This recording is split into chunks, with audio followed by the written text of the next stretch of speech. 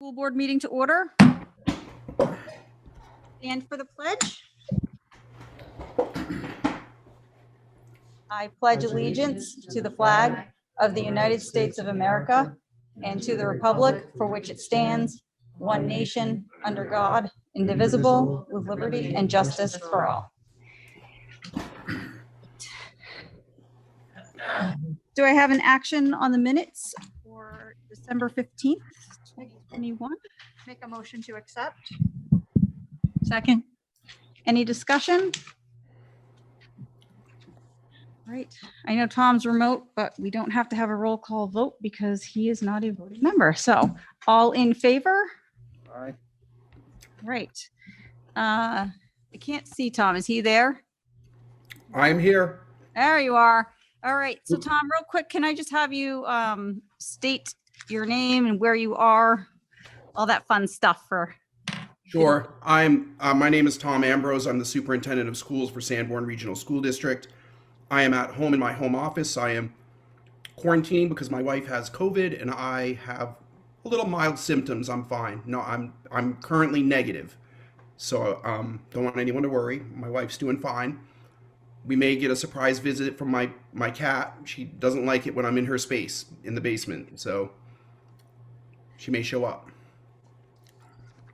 All right. Thank you. I've already started passing around the manifest documents. Tom, would you like to do nominations? Sure. Or would you like me to pull that You up? have those handy, Dawn? I'm pulling it up in the drive right now. Thank you.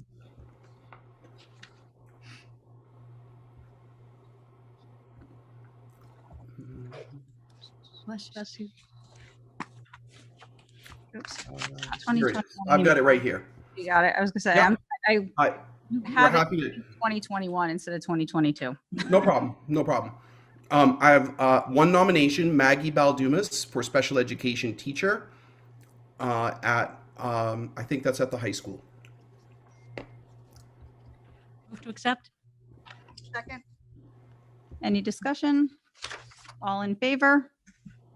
All right, unanimous. Thank you. No resignations, so we'll move to superintendent's report. Thank you very much. I'm going to share a few things that are important for everyone to know. Of course, we all recognize that the status of we're turning a positive corner in a lot of ways with COVID.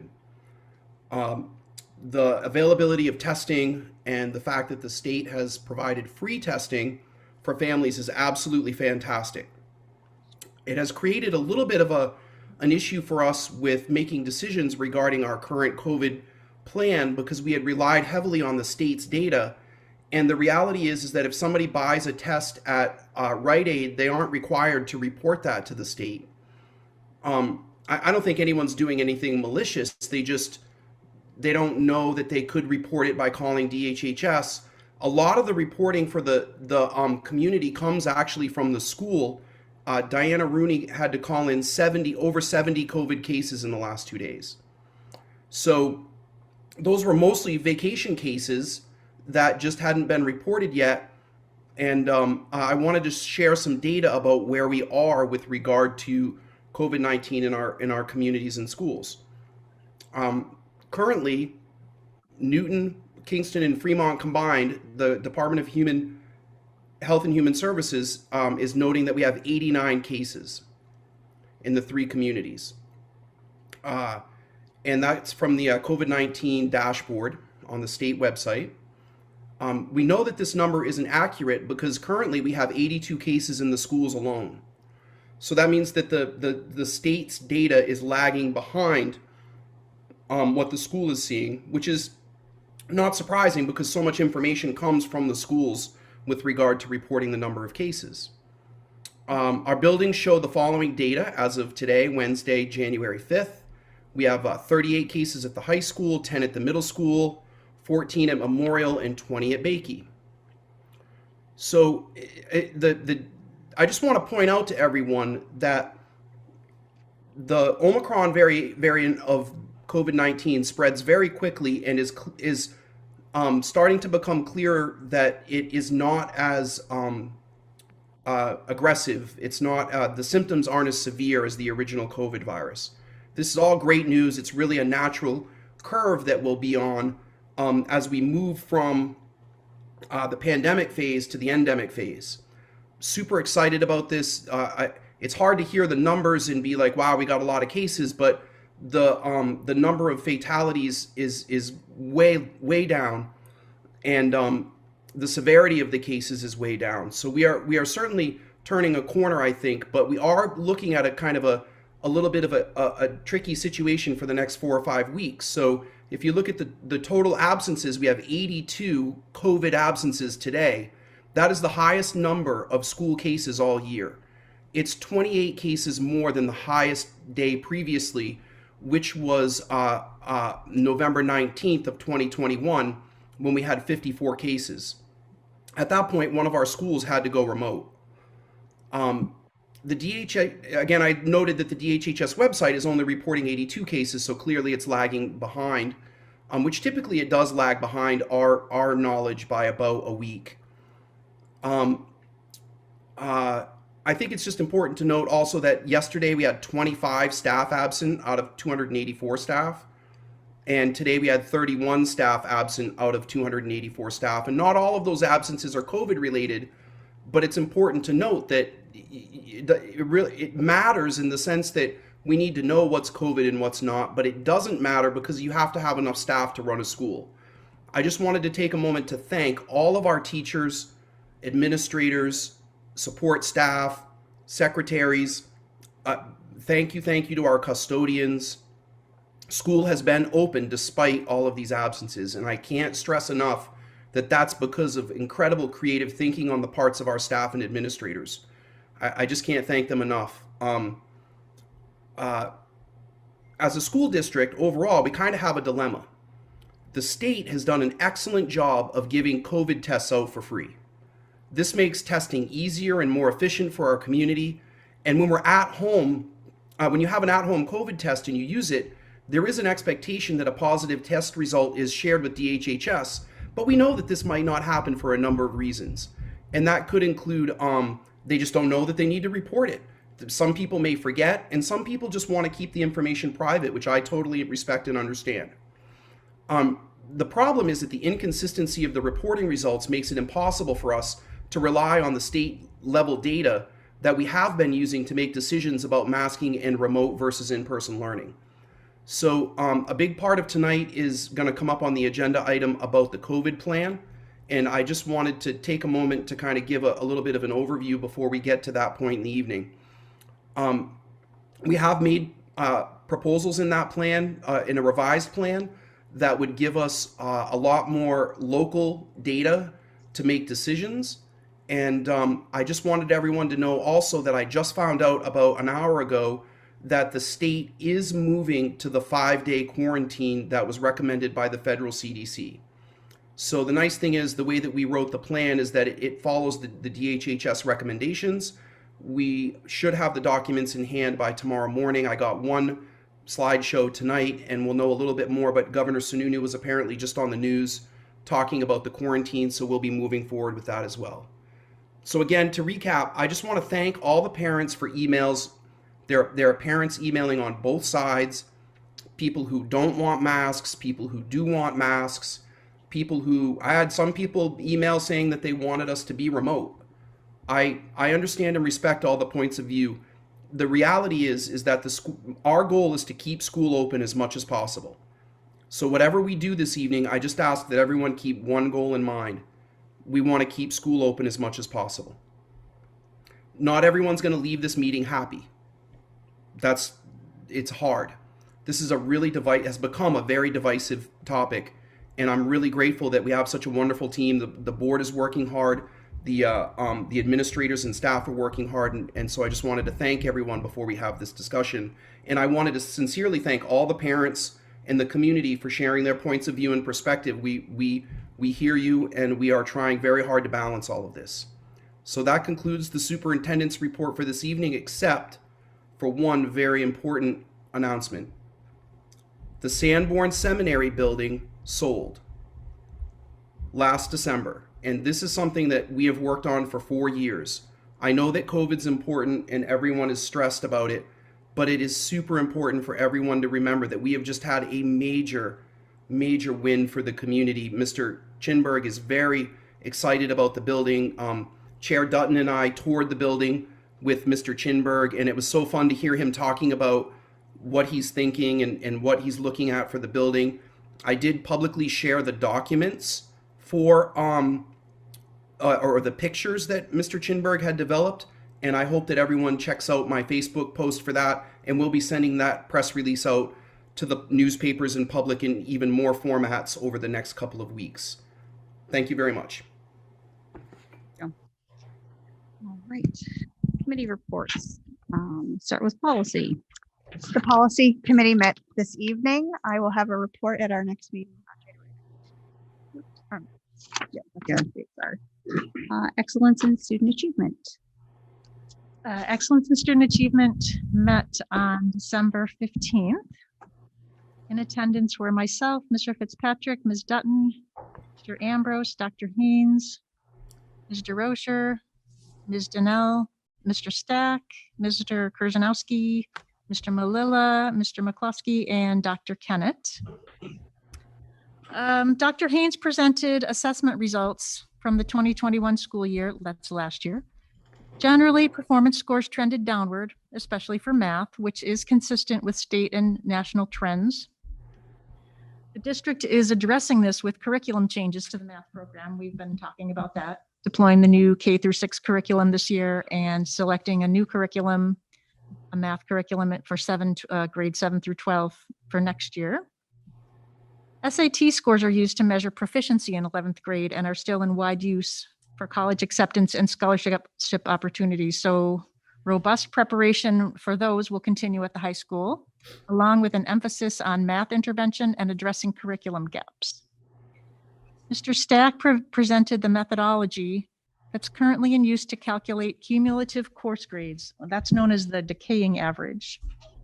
The intent of that is to place greater weight on work done more recently with a higher amount of credit given for improving scores as a more accurate measurement of learning. Some concerns were expressed regarding the origin and use of this methodology. So Mr. Fitzpatrick moved that a grading task force be formed to research and report back on that. That was passed unanimously. That will be comprised of Ms. Dutton, Dr. Haynes, Mr. Stack, and Mr. Ambrose. The high school schedule committee has not met.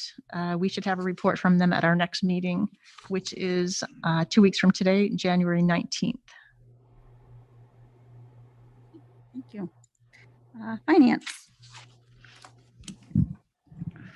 Yeah, finance met on December 15th. I gave a quick rundown of that at the school board meeting. I don't have minutes prepared yet. There's a couple of items I need to review with Mr. Angel, and Mr. Angel is not presently available. Once I get a chance to review those with him, then I can update the minutes and then read those out at the next meeting. Thank you. Facilities. Facilities has not met since my last report. And the next meeting is February 2nd at 3:30 p.m. Thank you. Public relations. Public relations met prior to our meeting here tonight. And bear with me because we had a couple items that are sort of time sensitive, so I don't want to wait to report on those. We talked about the strategic plan. There is a survey that's out in the community. It will be open until January 11th. So we encourage everyone to participate in that survey, to give feedback on the draft. This is the first draft of the strategic plan. That feedback will be reviewed, and another survey will be issued. And I did also want to mention that we talked about ways to involve the community more. We really want feedback from the community at large. So we talked about having some focus groups, probably will be done on Zoom because of everything that's going on in the world right now. Those will probably be at the end of January. So please watch for further information on how to participate in those. We suggested that there should be at least 2 times to accommodate different schedules during the day. And also we want to mention that the Budget Committee will have its public hearing that's on January 11th also. Maura, do you know what time? Is that at 7? 7 o'clock in 7 the o'clock. gym. Thank you. And our next meeting is on Groundhog Day. 22. All right, thank you. Personnel, I don't have the minutes from our last meeting yet, but next meeting is January 19th, and at that board meeting, I will report out on the meeting prior. January 19th at 3:30. Tom, do you have anything for SST? They have not met. Thank you. Budget?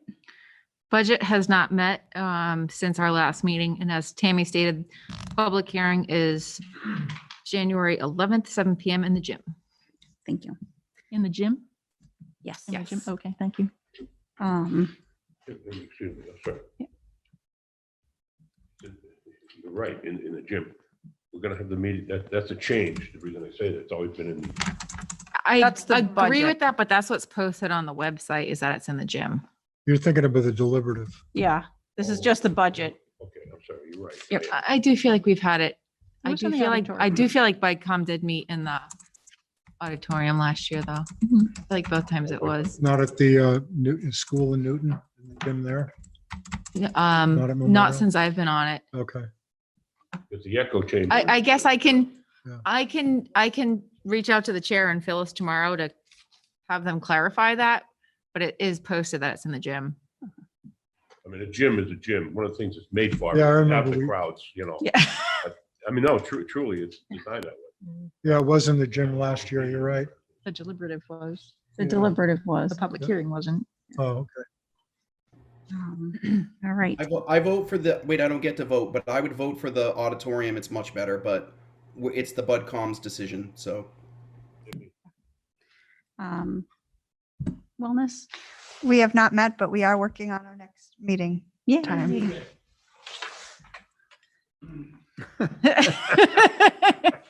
Thank you, I Mr. haven't got a Dawson. confirmation, but it's next week. Perfect. All right. Student council representative report. Jocelyn. So this week, we don't exactly have a lot that's going on super upcoming, but there's a lot of stuff that has happened in the past few weeks.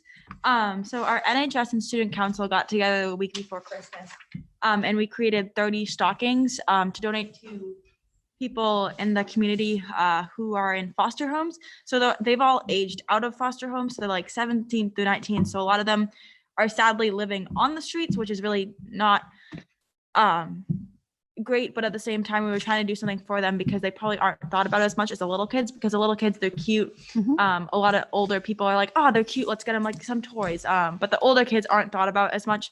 So we were able to donate kind of little care packages and stockings with like toiletries, razors, lotion, like, and small little trinkets that, because even as an older kid, like you still want like some, like there's little toys.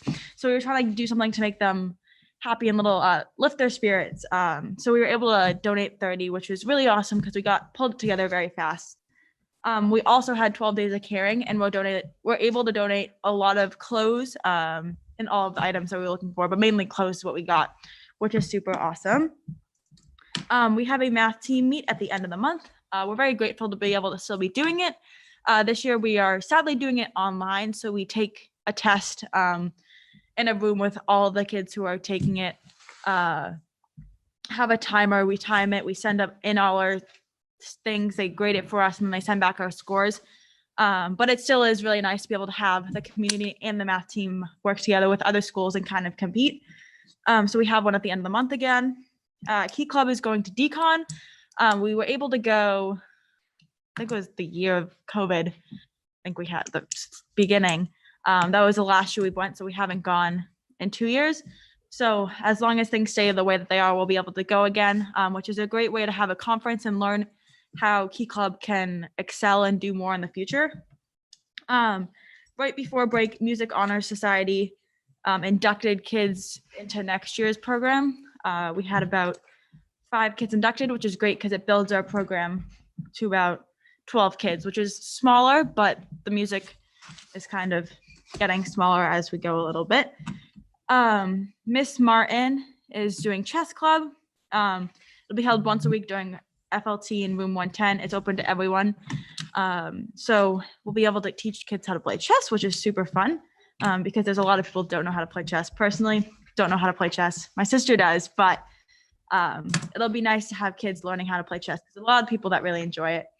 And Dr. Conan and the aviation class, they've all completed their trust certification. So that's a new requirement for all like to fly any recreational drone pilots. So now they're all certified to do that, which is awesome.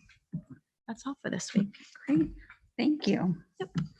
All right, so we'll go to our first public comment, and I will do our fabulous little intro here where if you're going to speak, just come up to the podium, state your first and last name, the town that you're from, and I will do a 3-minute timer so we can make sure everybody has the same amount of time.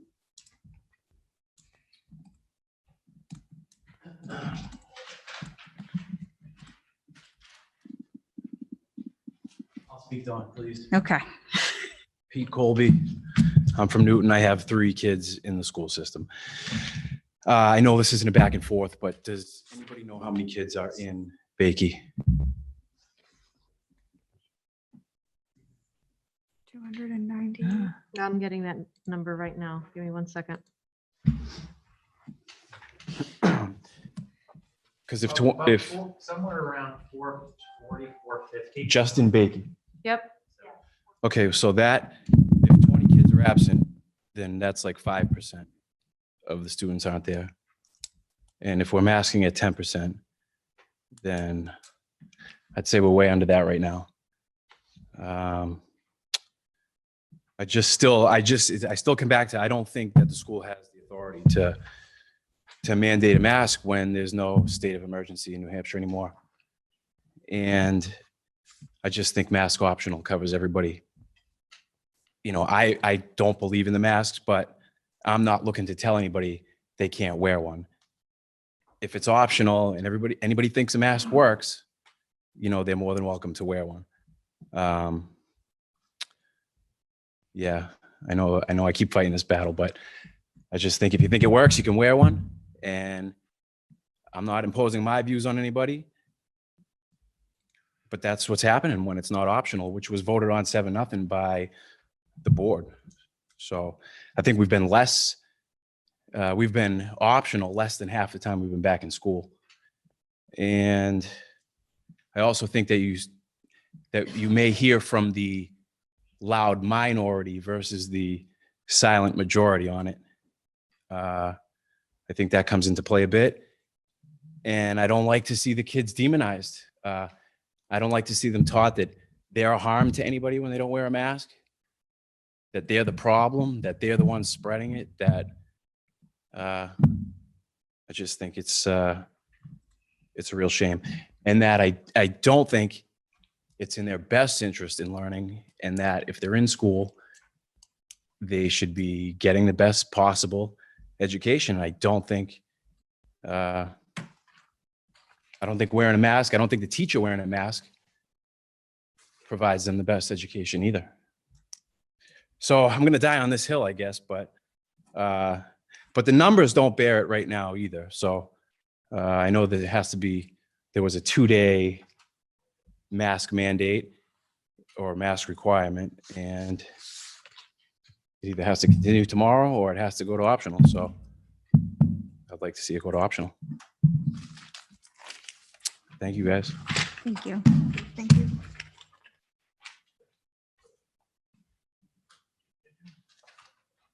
Hi, Rob Tersolo. I have 4 in the system, another one coming in. I saw the notice about the recalculation or the revisit on the opening plan, the 21-22 opening plan. I spoke at the last meeting about it. I think the big thing that bugs me about that plan is absolutely the vaccine difference and unvaccinated difference. If you guys are going to revisit it, I would ask you to take a really good look at that, only because everything that's been said over the last few months is now obviously pointing to the vaccine doesn't stop you from spreading, doesn't stop you from getting. And basically, you're at the same place as someone who's not vaccinated. So I would just encourage you maybe to take a look at that. And if you're going to impose these kind of things, that you balance it with the both, and you don't look at a kid and say, you're unvaccinated, you got to leave. You're vaccinated, you can stay, even though you tested positive, because that's what your policy does with that. Now, as far as the mask goes, again, everybody has their own feeling about that. And basically it's a feeling, because I can get you 5 doctors and you've seen that. And I think if you're revisiting it, I just, again, want to ask you to stop putting these kids forward first, okay? No prom, no band, no sports, mask this, mask that. They can't go to their competition. You're ruining the best years of these kids' lives. And the evidence is coming out more and more for nothing, okay? If you basically did absolutely nothing at the beginning of this and didn't follow any of these protocols, we'd be in the same exact spot we are today. Same exact spot, okay? There are 0 deaths. There are 0 hospitalizations, okay? The last time I was here, you had a kid come up here, talk about all the children that were dying. That's what you're doing to these kids, okay? I saw the post the other day about the mental health. The best thing you can do for these mental health of these children, and again, it's on you, is to let them be kids and let them have an education, okay? 5-point plan came out the other day. That's the same exact thing they're doing in Massachusetts, okay? I used to live there. Don't destroy New Hampshire schools like they're doing in Massachusetts. Not one point in that 5-point plan did say anything about education, okay? You know what that is? That's wraparound education. You should take a really good hard look at that and where it's going to lead this district and how it's going to bankrupt this town if you start bringing in therapists and doctors and family counselors and running all these programs, taking away from education, okay? I really need you to stop putting these kids first. And if you're going to revisit the masks, I think you need to reach out to the community a little more, talk to the parents on both sides, and definitely talk to the children on both sides, okay? That's all I got. Thank you. Thank you. Thank you. Thank you.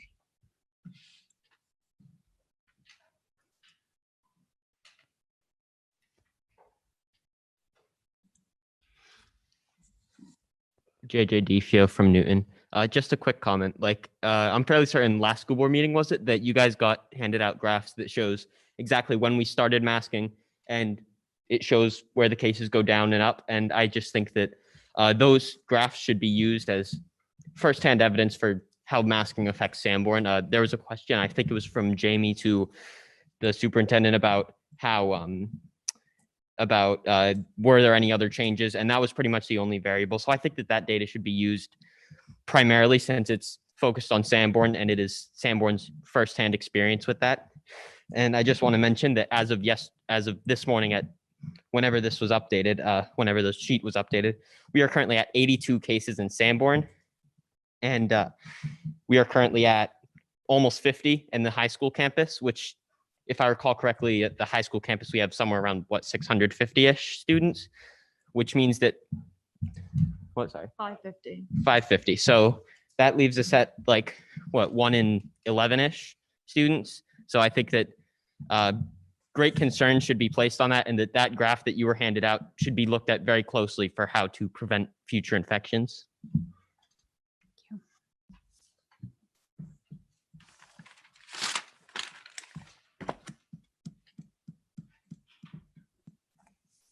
Anyone else? All right, we will move on. Approval and recommendation of 2022 warrant articles.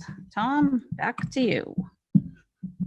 Thanks. So it'd probably be easier for one of you to just read each warrant article. You do need to approve each one. And if anyone has any questions or amendments, you would do those individually, please. Apparently I get to read them. Well, no, my vote is for the finance chair to read them. Mwah, ha, ha, ha. Evil. We can each read one, Dawn. Oh, there we go. No, I don't mind. Okay. Start at Article 1. We have to Yeah, read them all. so, yep, we can definitely go with Article 1. So Article 1, it's standard to elect the following school district officers. This year, we have one member from Kingston for 3 years and one member from Newton for 3 years. So just stop after. There's some more. Oh, yeah, down. that's right. Next page. Moderator, one elected for 1 year. Budget committee, one member from Newton for 3 years, one member from Kingston for 3 years. So should we stop after each one and do it that way? Okay. All right. Do I have a motion? Madam Chair, Yes. I believe on the, and correct me if I'm wrong, I believe there's another one on the On the budget budget committee, committee. the at-large. It was the, Also is open it the at-large? Yes. I believe. This year. Okay, then we need to amend that. Thank you. All right, so would someone like to make a motion with the amendment? I move to amend the warrant article number 1 to add the open member for the at-large that comes open in 2022. Okay. All right. Second. Any discussion? All right, all in favor? All right, unanimous. And just for Phyllis's purposes down the road, Jamie made the motion, Tammy seconded. I know she's gonna have to take minutes, and with masks on, it's gonna be fun. And she is watching live, so that's Okay. great. Thanks for doing that, Dawn. That's really helpful. But I think we still have to now motion and accept the warrant because we just adjusted. Oh, that's right, we just made, okay, Thank you. thank you. All right, do I have a motion to accept Article 1 as amended? I'll move that. Second. All right, any discussion? All in favor? All right, so Jim made the motion and Heather made the second. All right, thank you. All right, Article 2, general acceptance of reports. Shall the reports of the school district agents, auditors, committees, or officers chosen be accepted and placed on file? Move to accept Article 2. Second. Phyllis can determine who was first, whether it was Jim or okay. Jamie. It was Jim. I think It Jim was Jim. louder. Oh, you had your hand up? Jim wins. Oh, sorry. Any discussion? All right, all in favor? All right, unanimous. Thank you. Article 3, operating budget.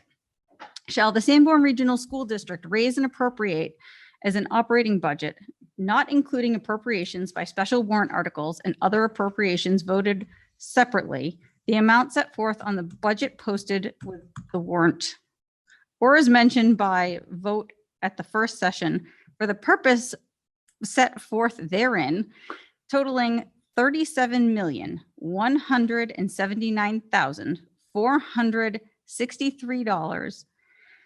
And then it's written out numerically. Should this article be defeated, the default budget shall be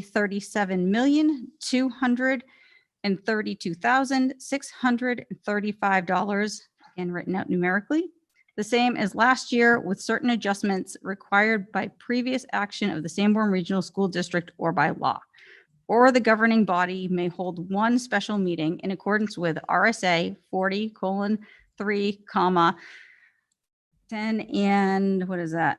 16. 16, thank you, to take up the issue of a revised operating budget only. This warrant article does not include appropriations in any other warrant article.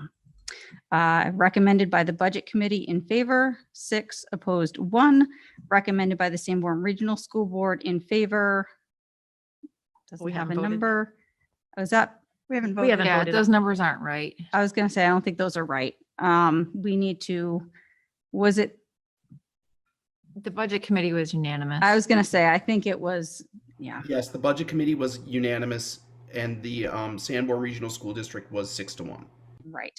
So we need to make an amendment there.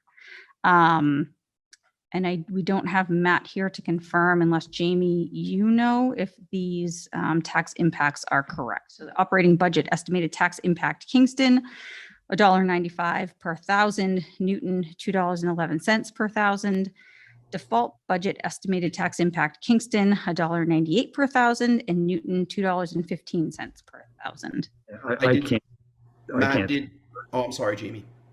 I was said- just saying, she had asked if I could confirm those numbers, and I can't confirm them. They seem reasonable to me, but I don't Yeah. know. I did speak to Matt, who unfortunately couldn't be here due to a family emergency. He said that those numbers are estimates and they are the correct numbers.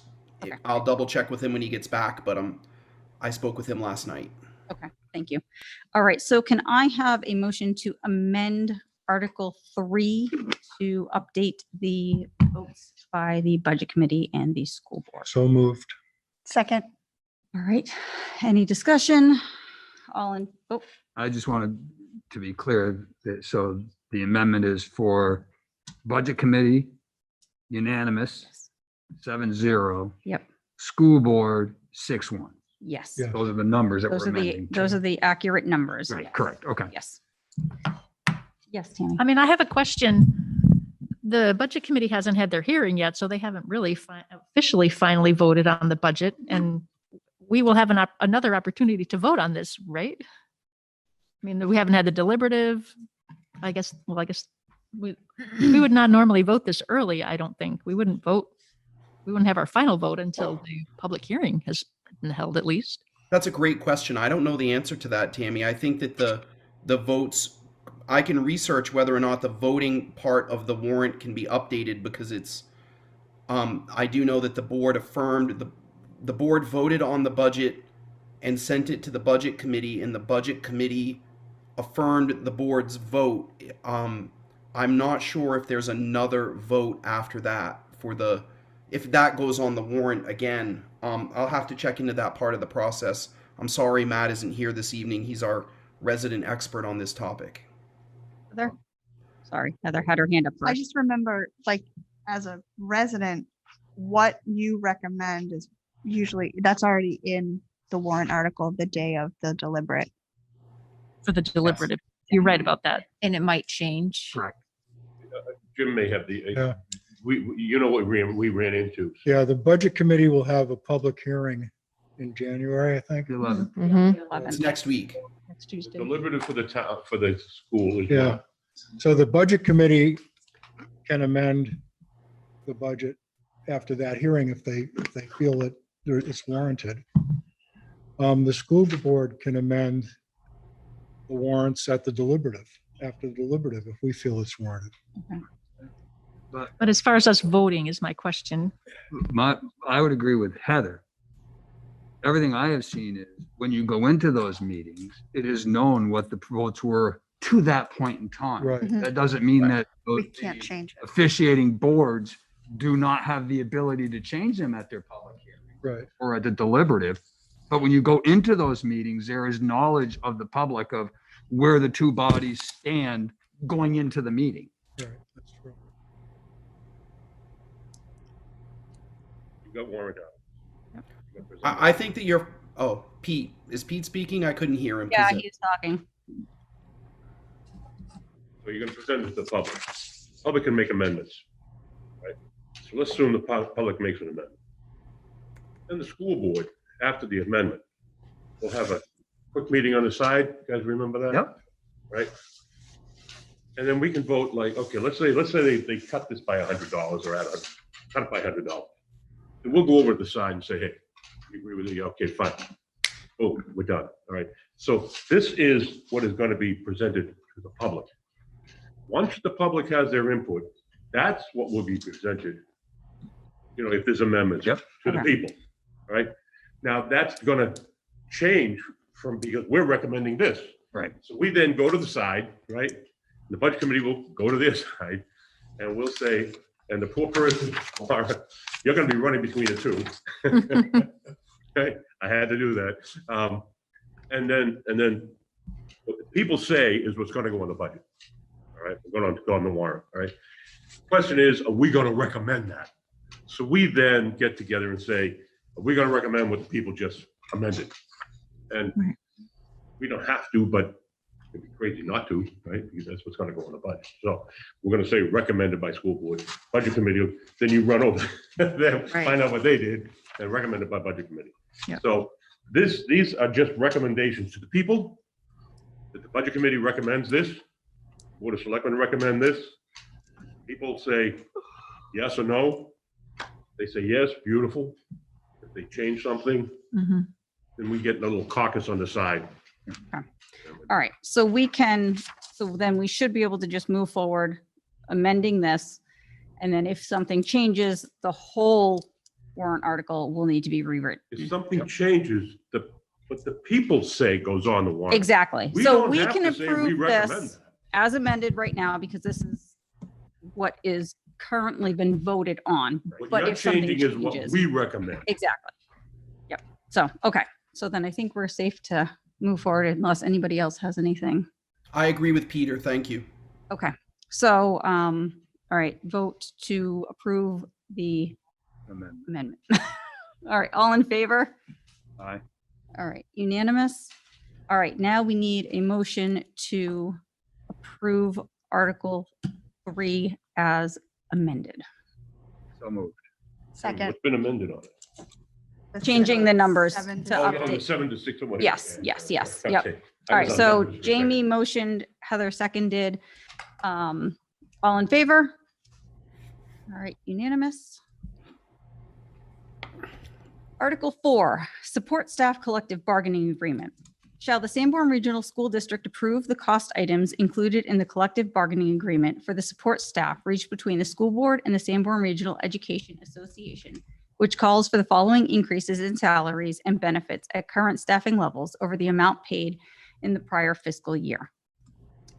Year 1 is 2022 to 2023. Estimated increase, $159,890. Year 2, 2023 to 2024. Estimated increase of $96,809. Year 3, 2024 to 2025. $94,544. And further to raise and appropriate the sum of, oh, I just read it all. Sorry. There's such sum representing the additional costs attributable to the increase in salaries and benefits required by the new agreement over those of the appropriation at the current staffing levels. Recommended by the Budget Committee. We don't have that yet. Any numbers, do we? Yes, James. So I think on this one, we did have a vote in the school board Yes, that was unanimous, yes. 7-0 in favor. I do not believe this is a budget committee item. I don't think the budget committee weighs in on contracts and recommends contracts. Is that correct, Pete? I believe so, yeah. So I think it would just be I was going to say, I the don't, school board that would make Recommended by the school board. recommendation. I don't think the Okay. budget committee weighs in on contracts. all right. So then we I need think. to, And- I guess, so we may need to make an amendment to this one as well. I would agree with Jamie, but I'd like to double check so we can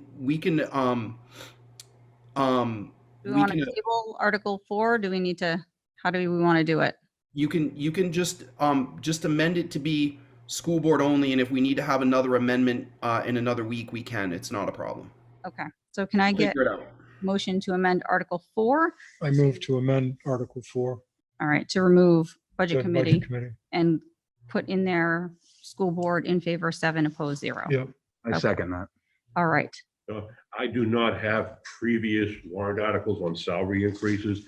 This certainly shows me, I'm satisfied that this is the first year, 3-year contract, but it doesn't say that in the narrative. I just want to make sure, because I'm sure this is just a same as the last warrant articles with different numbers put in. It is. Be very careful that the people know this is the first year of a 3-year contract. That's right. It has to be Sanbornized. right. I'm assuming the way this is written is exactly how all previous warrant articles since the Sanborn Supreme Court decision, but we want to make sure that this is exactly the way it should be. Do we need to make, I think it does. you think it, okay, Let me tell you, that's I know. a very sensitive thing. As you know, you just had a whole course on it, Tom, on Sanbornization at school. So I did just look at, we may need to go back one warrant article because I just pulled up the previous warrant article, the previous warrant that was approved. And the Budget Committee does vote to recommend on contracts. So the professional staff collective bargaining agreement, it was on the warrant for the Budget Committee and the school board as written. Also, the language in the 2021 school district warrant for the collective bargaining agreement was identical to what's in the language in our current one. So I would not amend it because the budget committee does eventually vote on recommending. The other thing that I wanted to bring up is that the other vote for the budget committee for the budget, we had just adopted it saying that it was 7-0 in favor. It's actually technically 8-0 because Maura is a voting member and she voted to represent the board and did support the contract, the budget. So it should be 8-0 in the budget warrant article as well. All right, so we'll start here with Article 4, I guess. So I'll remove my amendment. Thank you. A second removal. All right, so we'll get through Article 4, we'll go back to Article. So do I have a motion to move Article 4? So moved. Second. Sorry, we don't have, I guess we do need to technically make an amendment because we don't have the numbers in here for the in favor and the opposed by our board members. Yeah. So we do need to amend it, yes. So there's two things. I don't think the budget committee, my recollection from watching it, did not make any recommendations. They did not on it yet. Because it wasn't available at But- that point in time. But That's they right. They will. at the Will, public so it'll hearing. be updated once they have a vote. So right now, we'll leave it as is with recommended by budget committee with no numbers next to in favor or opposed. We need to amend it to reflect our In favor, vote. 7. In favor 7, opposed 0. So do I have a motion to amend as stated? So moved. Second, Thank you. do this again. Good Lord. Okay, all in favor? All right, unanimous. Who was the motion and who was the second for Phyllis? That was Jim. the motion. Jamie. I was the seconded. second. Thank you. Okay, so going back to Article 3. So we have to vote. We had to vote on that one We have to now. vote to. Oh, yeah, that's right, sorry. I'm It gets confusing. I know. so much. Okay, see, Tom, this is what happens when you're not here in person. So I'm I sorry. motion to accept warrant Article 4 as amended. Second, All right. Heather motioned, Jamie seconded. All in favor? Unanimous. Great. Okay, now we can actually go back to Article 3. So do I have a motion to amend Article 3 to update the budget committee vote to in favor of 8, opposed 0? so moved. In Second.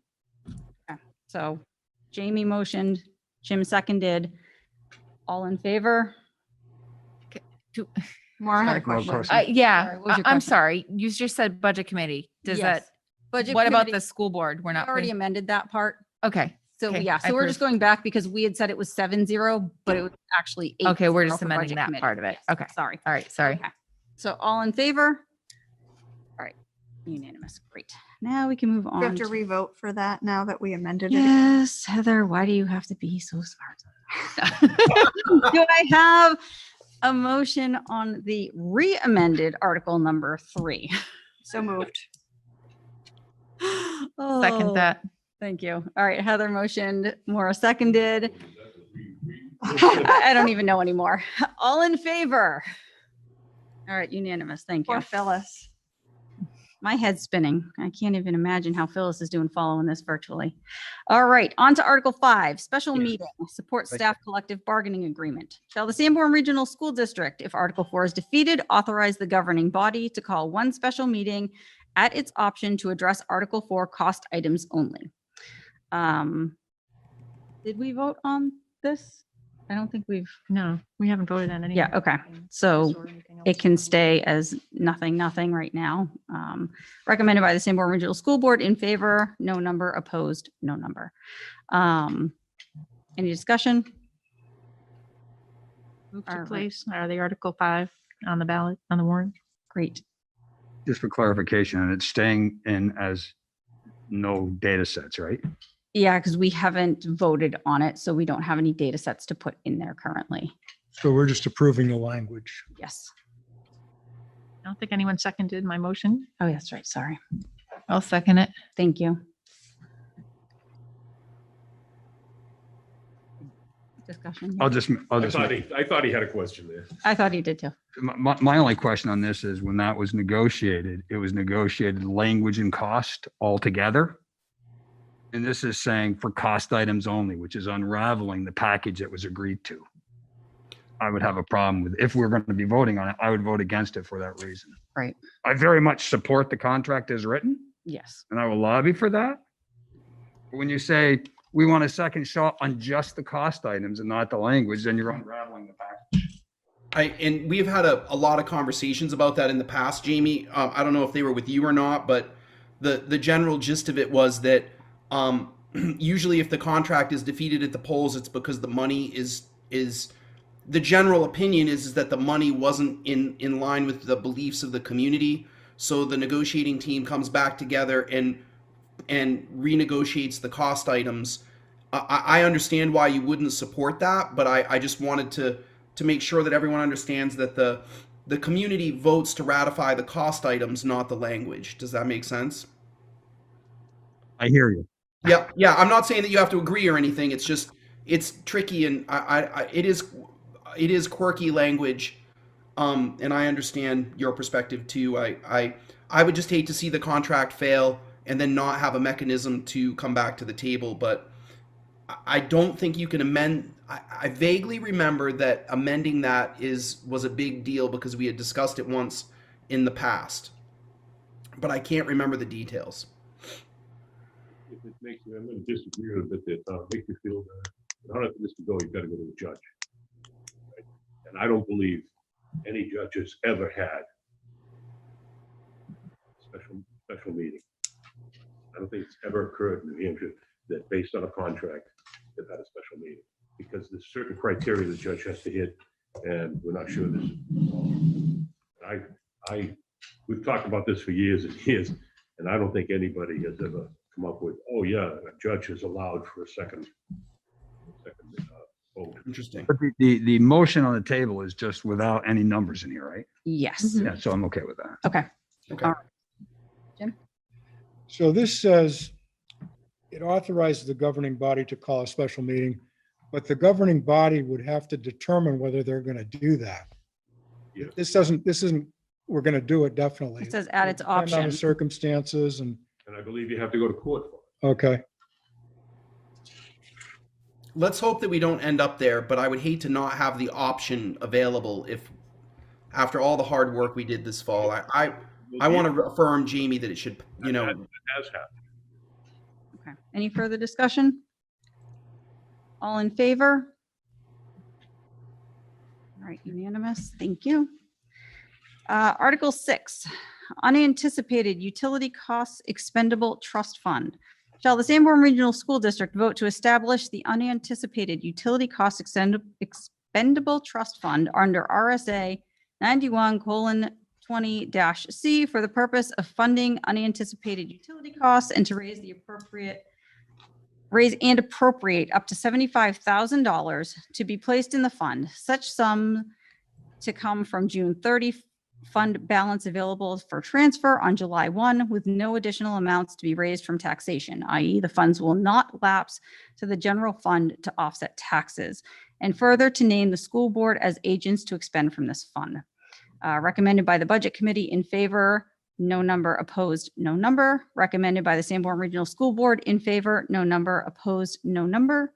Estimated tax impact, Kingston, $0 per thousand, Newton, $0 per thousand. This has not been voted on by either committee, so we don't need to worry about changing and filling in those blanks. Do I have a motion on Article 6? Motion to approve. Second. All right, so more motion, Tammy second, discussion, Jamie? So yeah, and I just scrolled down on a number of these. When exactly do we vote on this? So the public hearing is first weekend of February, first week of Next Tuesday. February? Next Tuesday. That's the budget hearing. Right? Yes, That's the So budget. when does the school board vote on these? right now. Would be the deliberative. But we didn't. Right now, we just, with the other one, we said no data. We have to do that before that, yeah. Wait a minute. So you'd have to do it at the next meeting. You and then could, they yeah, voted on it, then you're gonna have to change all these again. Right. I don't understand Yeah. your question. So we're saying okay on these without any numbers. And for Yeah, the we school- haven't, We just came up with something. No. The vote. Well, The vote. Sanborn The Regional School Board recommendation. in favor of opposed. We don't have any numbers there because we've never voted on them. No, we're doing it now. we're not voting on this article. We're voting to approve this article as written, Right. Onto the warrant. not whether or not we want to put it on there. Well, when you agree to approve it, you're recommending it.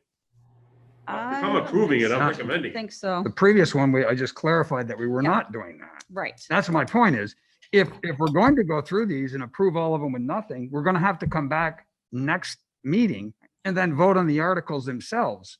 And then we're going to have to vote to amend every single one of the ones that we're doing tonight to put our numbers in.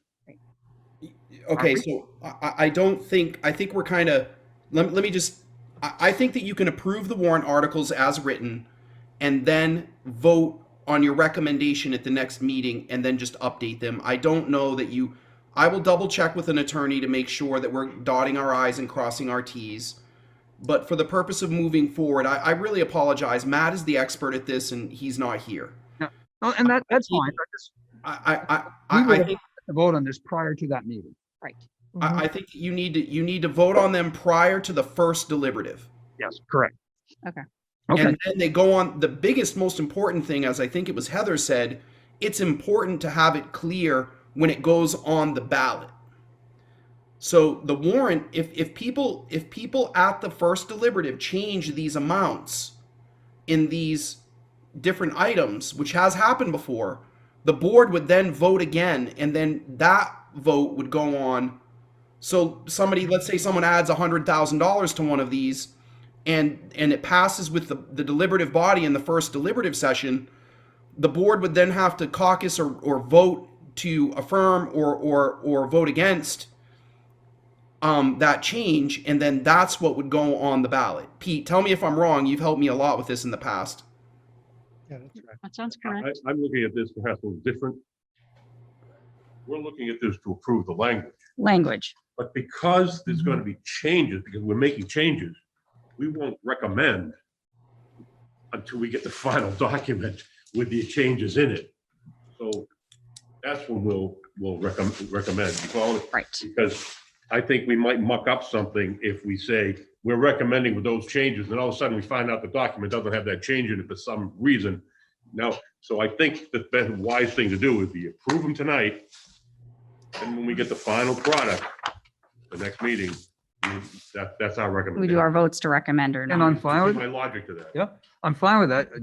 It means that the public hearing from the budget committee's perspective will not have any recommendations on these items from the From the board. school board for that public meeting.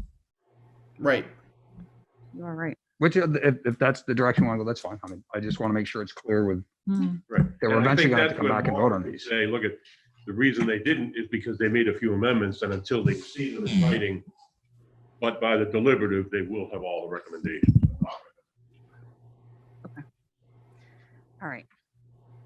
At this point, I can't I mean, I remember. Did I wouldn't feel have? comfortable Yeah, I recommending. had not having the a second final product. discussion. Okay. All right. Any further discussion? All right. Oh, yes, Jamie. I just want to point out that we did make adjustments and say for a default perspective and the operating perspective during the budget, that we already knew there was changes coming in on electrical charges and oil charges. And those are not in the budget. And so this is meant to, if we can't get better rates or better deals in the time that comes up, this gives us some funding to take care of that. So that's the intent of this warrant article. Or any emergencies that may arise. Yeah. All right. All in favor? All right, unanimous. Thank you. All right. And this, again, another revolving fund that we as a board have not yet voted to recommend or not. There's been no vote on this. So we're just looking for approving the language. Article 7, Device Protection Plan Revolving Fund. Shall the Sanborn Regional School District vote to establish a student device revolving fund in accordance with RSA 194:3-C for the purpose of supporting, maintaining, and replacing student electronic devices. The money received from Technology Protection Plan dues shall be deposited into the fund and shall be allowed to accumulate from year to year and shall not be considered part of the district's general fund balance.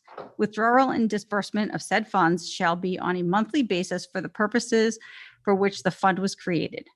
And this will require a majority vote. Recommended by the Budget Committee. And there were no votes on this, so in favor, no number, opposed, no number. Recommended by the Sanborn Regional School Board, in favor, no number, opposed, no number. Estimated tax impact, Kingston $0 per thousand, Newton $0 per thousand. Do I have a motion on Article 7?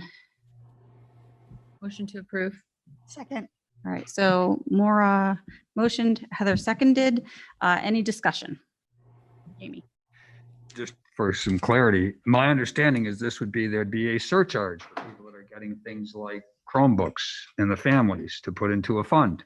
So And if they the- already have, you can buy a protection plan. So they want to take the money that is being paid in for that protection plan. Any families that are paying for the protection plan, is my understanding, they want to take that money and put it into this fund. And you can buy your Chromebook. And when you can buy your Chromebook. Yeah. Yeah, and so So- to me, Mr. Angel will have to explain the details of that before our vote Yes. on the Yes. Yep. supporting it or not. Exactly. Yeah, okay. Yes. Yep. We'll need clarification on that. But I just say quickly, Jamie, that you are correct. It is designed to be self-funding, and it's designed to be a mechanism for money to be carried over from year to year if there's excess, so that we can develop a revolving fund for technology repairs and needs, right? And we'll talk about it more before the board votes on recommending. Any further discussion? All right, all in favor? Unanimous. Thank you. Article 8, Capital Reserve Fund, Unanticipated Educational Expenses. Shall the Sanborn Regional School District vote to raise and appropriate up to $50,000 to be placed in the Capital Reserve Fund Unanticipated Educational Expenses established at the 2019 annual meeting? This sum to come from June 30 fund balance available for transfer on July 1. Instead of returning the money to the community, no amount to be raised from taxation. Recommended by the Budget Committee, in favor 8, opposed 0. Recommended by the Sanborn Regional School Board, in favor 6, opposed 0. Estimated tax impact, Kingston $0 per thousand, Newton $0 per thousand. I'd like to make a motion to amend Articles 8 and 9 to remove the votes that are included in them because those votes have not been taken yet. Yes, that's just a copy and paste from last year. Thank you, Jamie. Thank you. I see the R's. Just wondering. I was wondering, I didn't remember those votes, but then I thought my brain, Then I was like 6 tired. I'll second that. Okay, thank you. All right, so Jamie motioned, Jim seconded. Any discussion? Yeah. Okay. If you go back to Article 6, it says the funds will not lapse to the general fund to offset taxes. Yep. On 8, it says this sum to come from June 30 fund balance available for transfer on July 1, instead of returning the money to the community. And it should say to offset taxes. Okay. All right. So you want to make a motion to change that, Jim? Yeah, I'd like to move that to offset taxes be added after the sentence returning the money to the community to offset taxes.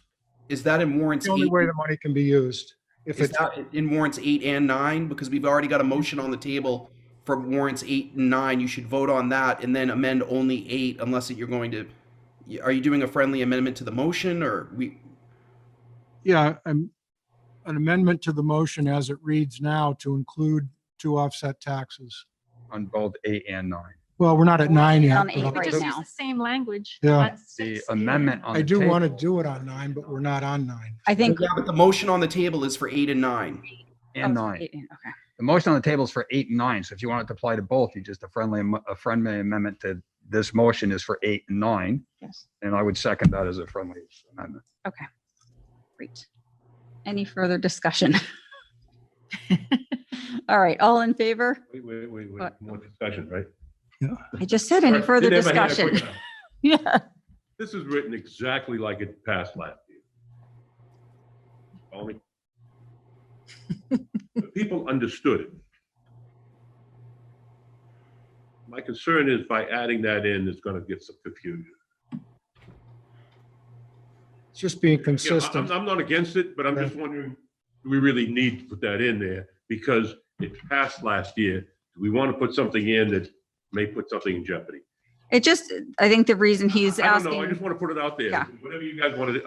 I have no problem supporting it, Jim, but I just wanted to throw that out there. I think it's just being consistent. Yeah, I was gonna say, it's already in 6, so Okay. it, No, to I be get it. I consistent, just- right, and I So if it understand. wasn't in there last year, we missed it.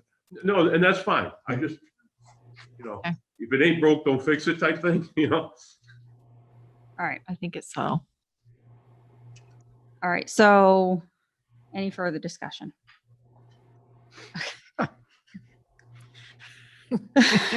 All in favor? All right, unanimous, okay. How we doing Now- out there, Phyllis? Can we have a motion to accept Article 8 as amended? Motion to approve. Maura? Second. Jamie is a second, thank you. Any discussion now? Oh, no, sorry. All right, all in favor? Unanimous, thank you. All right, Article 9. Capital Reserve Fund, Capital Improvement and Maintenance. Shall the Sanborn Regional School District vote to raise and appropriate up to $50,000 to be placed in the Capital Improvement and Maintenance Capital Reserve Fund previously established? This sum to come from June 30 fund balance available for transfer on July 1 instead of returning the money to the community. No amount to be raised from taxation. Recommended by the Budget Committee, we need to make a friendly amendment to remove the numbers here. In favor should read zero, read nothing yet. Opposed should read nothing yet. Recommended by the Sanborn Regional School Board, in favor should also read nothing. Opposed should read nothing. Estimated tax impact, Kingston $0 per thousand, Newton $0 per thousand. Do I have a motion to make an amendment to Article? Didn't we already do that? Already did Oh, that. that's right. We just need did to that. approve it. Just need to prove it. Okay, Motion to approve. thank you. Second. All right, Maura, Jamie. Any discussion? All right, all in favor? Unanimous. Thank you, and we are now done. That was all of them. Sorry, everybody, that was long. I was not prepared to read any of these, so. I blame Tom. Thank you, Don. Acceptance Matt- of Unitil. Matt says thank you. Matt Angel says thank you. Acceptance of Unitil donation for $273.34. Tom, are you doing that one, or do I need to pull that up? If you, I think it's better if you read it where you're in there. Heather has it, so she's gonna read it. Fine, thank you. So, dear sir or madam, enclosed, please find a holiday gift to support the efforts of your organization. We appreciate all that you are doing to help out our communities, and we wish you the most joyous of holidays. This donation comes directly from our Exeter Office Local Donations Committee, Jamie Page, Brenda Babylon, Patrick Aquila, Kathy Gilman, and Laurie Page. Normally, the group would enjoy hand delivering these payments, but felt that it was best to send them in the mail again this year. Unitel's Community Relations Program seeks to make a lasting positive impact on the communities we serve and welcomes the opportunity to support community organizations and activities such as yours. If you have any questions or needs or additional information, please feel free to contact me. Sincerely, Kristen Anderson, Senior Community Relations Specialist. And it is Thank you. in the amount of $273.34. Great. I would like to say thank you to Unitil. And so, Tom, this amount is not significant, but do we, so not, we require a vote at a significant amount. Does this one require a vote? We I didn't think have to that have a Matt- public hearing on it, so. Right, I think Matt just placed it on the agenda to as an acknowledgement, but in light of the fact that Matt is not here, could the board just quickly vote to accept it just in case? Okay. All right. Do I have a motion to accept the donation from Unitil in the amount of $273.34? So moved. Second. All right. Jim, Heather, all in favor?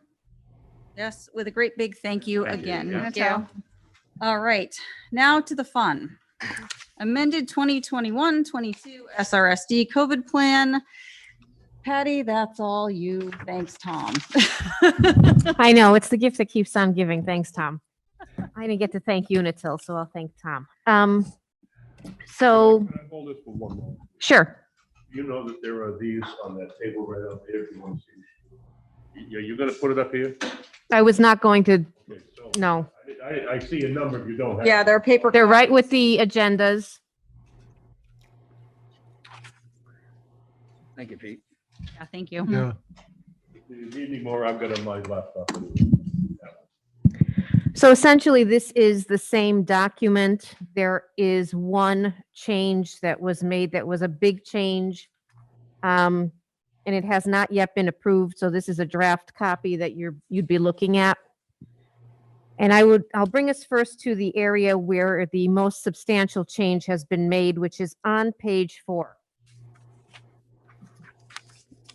As Superintendent Ambrose mentioned during his superintendent's report this evening, there is a big shift in the way cases of COVID are being detected and reported with the arrival now of all the home testing.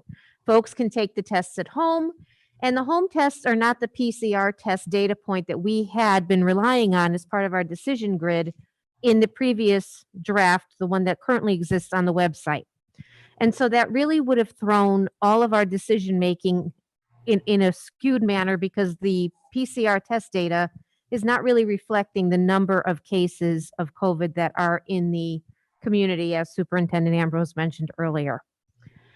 So what we've done is we've taken out the things that we cannot control. We cannot control how many tests are getting reported. We don't have any control over what DHHS is collecting for data, but we do know our absentee rates in our schools. And so determination of masking status in order to continue to keep our students in school is the one thing that this page discusses. I spent quite a bit of time digging through the absentee data for our 4 schools for the first 4 months of school, September, October, November, and December. And I pulled all that data from our system and looked at average daily absence rate for when we didn't have any cases, when COVID seemed to be a thing of the past, when we weren't having issues. And for each of the 4 buildings, the average daily absence rate falls around 5%. Regular absences, 5%, kids at the dentist, kids off to see Nana out in Chicago, whatever. It's about 5%.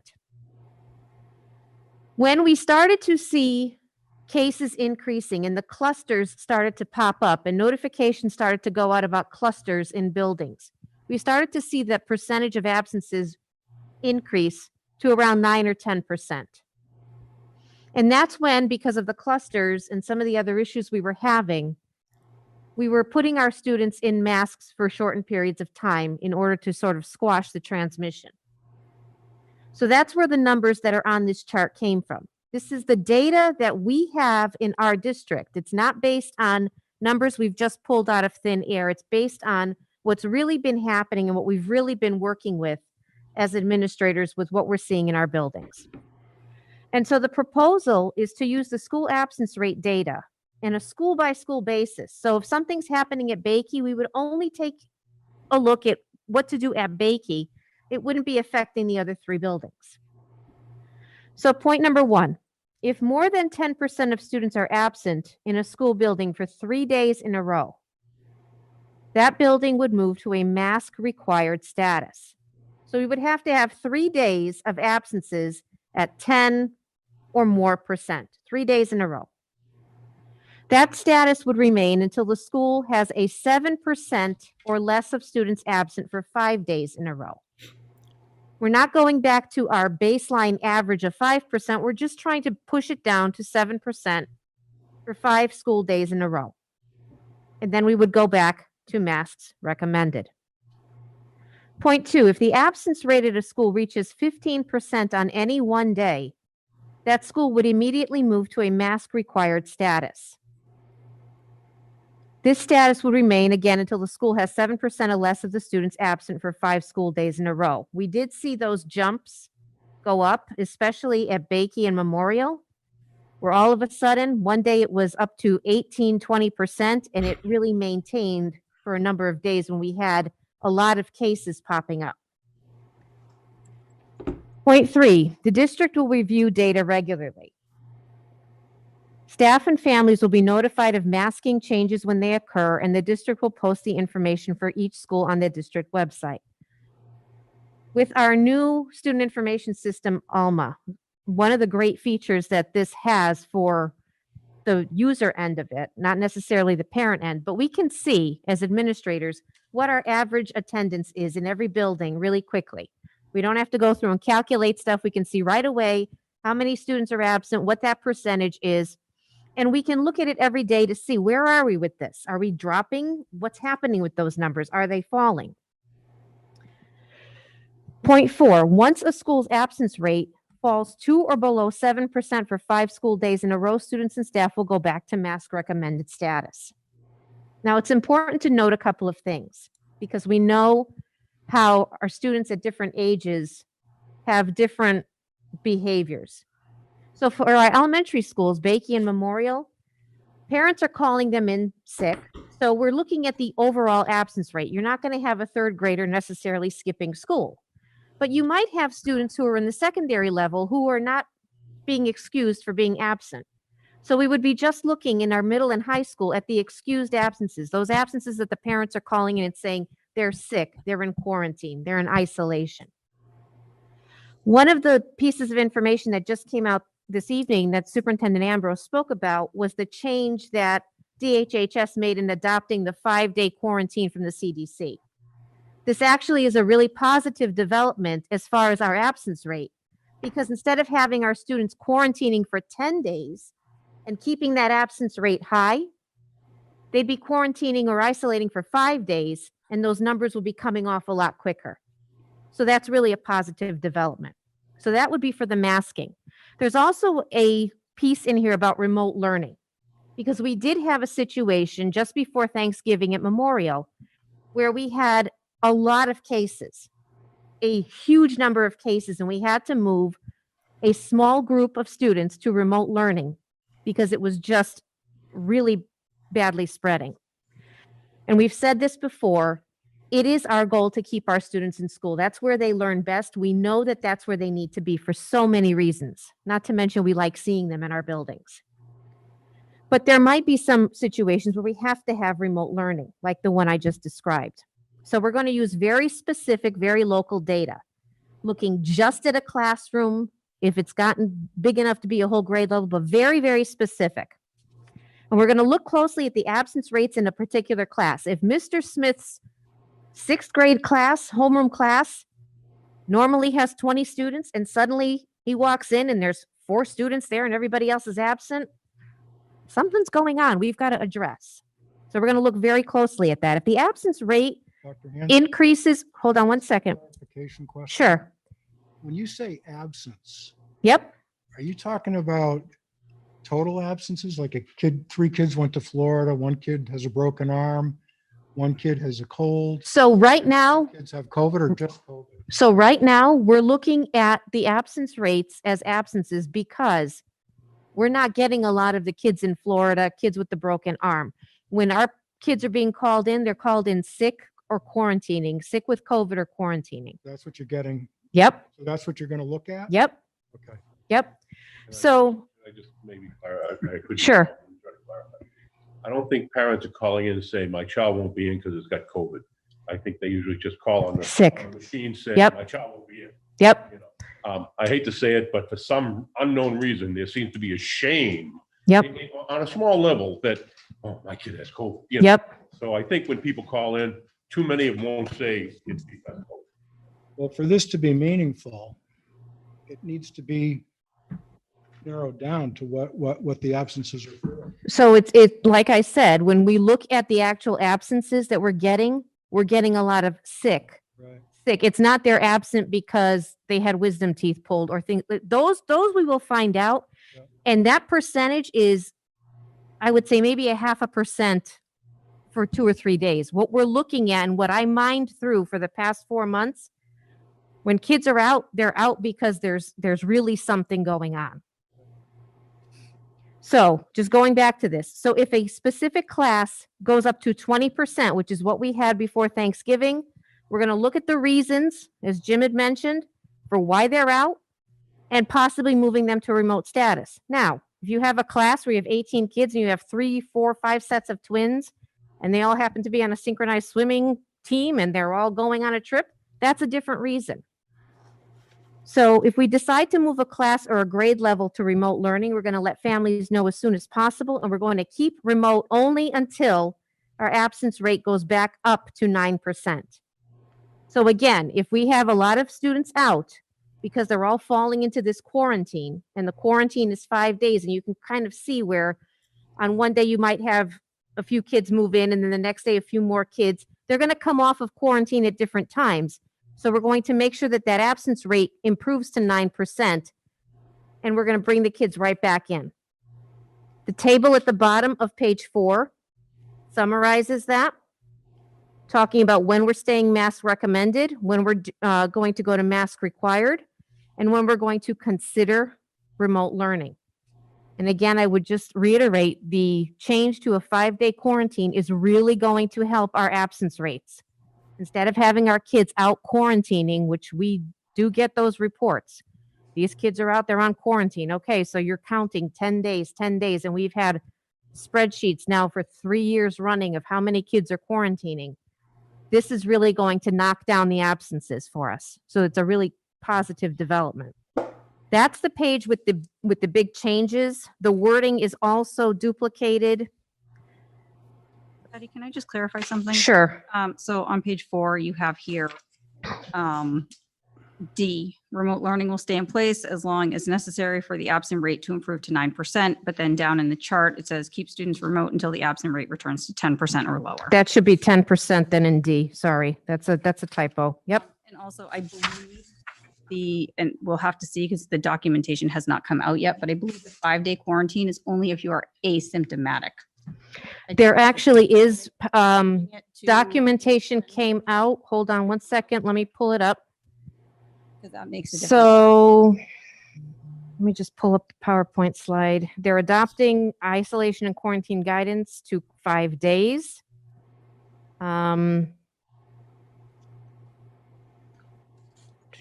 CDC recommends that people who are unvaccinated should quarantine after a close contact exposure. To shorten, all the following must be followed. Stay home for 5 days. Watch for symptoms for 10 days. Get tested after the exposure 5 days after. Wear a mask for 10 days after the exposure. Avoid travel. And they have the isolation information. So that was in the PowerPoint that they shared this afternoon. And they also say in this PowerPoint, there's more information coming out tomorrow. So. I just want a clarification. Maybe Yeah. You're talking about the third bullet on the report on page 4.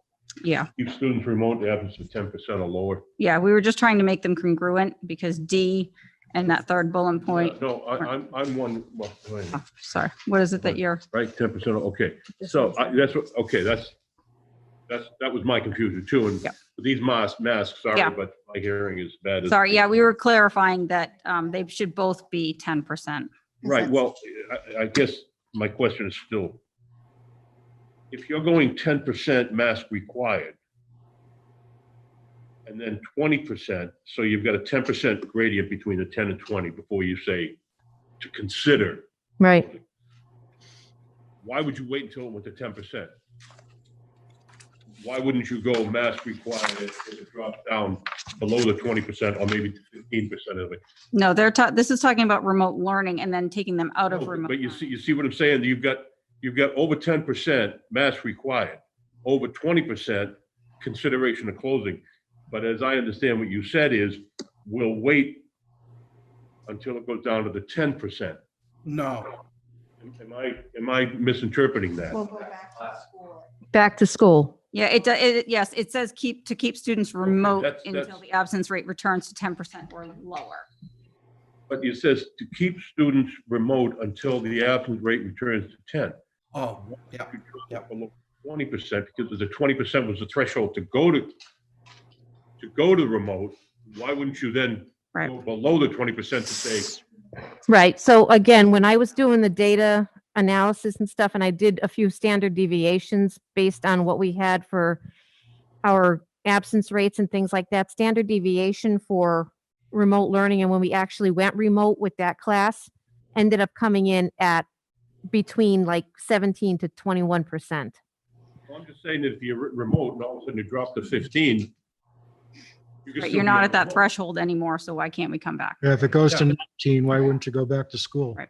This is what we're here for. 19. Well, that's just But a, what that, I'm saying is if 20 is the cutoff to go to it, why isn't it 20 the cutoff to mask required? no, I get it. Yep. I mean, if you want to go 18 or something close to it, because, you know, there's always, I don't know, there's always plus or minus, right? Mhm. You know, so I could see, you know, maybe 18%, but to wait until it goes all the way down below 10. Could be a while. You'd be remote and then you wouldn't come off remote until you're below 10, which kind of flies against number, you know, the middle one. Keeping the kids in school. I don't know. I mean, I just want to throw it out, see what you guys think. Maybe move it down to 15%. Jamie? So I'm still on the clarification side. So Yep. I think Pete's got a very good point, and we deliberate that. I think that we should take that into account. My point would be, I'm not seeing any identification. I believe that's deliberate, but I want to clarify that. Vaxxed versus unvaxxed, because one is we don't know who's vaxxed versus who's unvaxxed, so that all will be treated the same, vaxxed and unvaxxed, per this policy. Is that a correct Right. statement? That's correct. Yep. That's what I thought. I think that's appropriate. But This is all of our students in all 4 buildings. If something is going on at the high school, it's not going to affect the others. We're not going to ask who's vaccinated, who's not vaccinated. None of that. This is just what's happening with our absences. Madam Chair, Yes. I might, looking at the agenda, we have a vote on this and then we go to public comment. I would like to recommend that we have public comment prior to a vote, because I would like to hear what the people that have come out have to say prior to us going to a vote. Yep. I'm fine with that. And I If have- the I have, board is okay. you know, everybody ready to kill me here? Sure. People hear what they want to hear. But I think I would be comfortable if we had, I hate to use this word, a disclaimer. Things are so fluid with this. I don't want this hung around my neck if all of a sudden something changes and we feel we need to go with that change. So I think if we're going to have a document, it shouldn't be, you know, written in concrete or something, that there should be something here that we recognize that things change. If all of a sudden the CDC comes out and says, hey, guess what? New data. If you get COVID, like having the bird flu, that's some of us old enough for that. So although we said, forget it. Oh, no. See what you did? You said, so I think we, you know, rule number 1, right? I think we need to not so much cover ourselves, but have it so that they don't hang this around our neck and say, you voted on this and this is what has to be done. Does that make sense? And again, you board members are gonna have to think about that. I don't want this to be hung around my neck because something changes next month. All of a sudden, data coming out of, you know, Botswana land says, it's like just having the flu. You know, I don't know. What do you guys think? I feel like kind of how it was left, we put the plan, but I thought the administration had I felt like before they had a little give and take of what could happen, that it wasn't set in stone exactly kind of what you're saying. I feel like that's sort of how we left it last time. But now we've got a different document. Yeah. That's my concern. But I think that's why we're doing what we're doing. Like, we know that. I mean, I updated my COVID plan at work like 12 times already. So I agree with you. But wait a minute. Now, wait a minute. I'm a voter in this town and you said this was it. Show me where you can change it. I'm playing devil's advocate. Oh, I know. You know, so what do you want to do? I don't know. All I right. just want to throw it Well, out there. let's hear from Tom real quick. All right, Tom. Yeah, I think going to public comment's a great idea to hear what the community, now that folks have seen what the proposal is. I do think that the 5-day quarantine is going to make it less likely that we go to masking, because that was affecting our absentee rate. So I love that someone made that point. I think it was Patty. The other thing is, at any time, the school board can call an emergency meeting and change the plan. At any time. So Pete is right that there's a built-in circuit breaker for a plan like this at any time. And Pete, I think what Pete's suggesting is just put that in writing at the bottom of the plan. If conditions change or data or information changes, the school board, the Sanborn Regional School District reserves the right to meet and adjust this plan as needed. And you could even put in there that incremental changes could be made by administration, and that's what we did in the fall. And so it's fine to add something about that, and I think it's reasonable.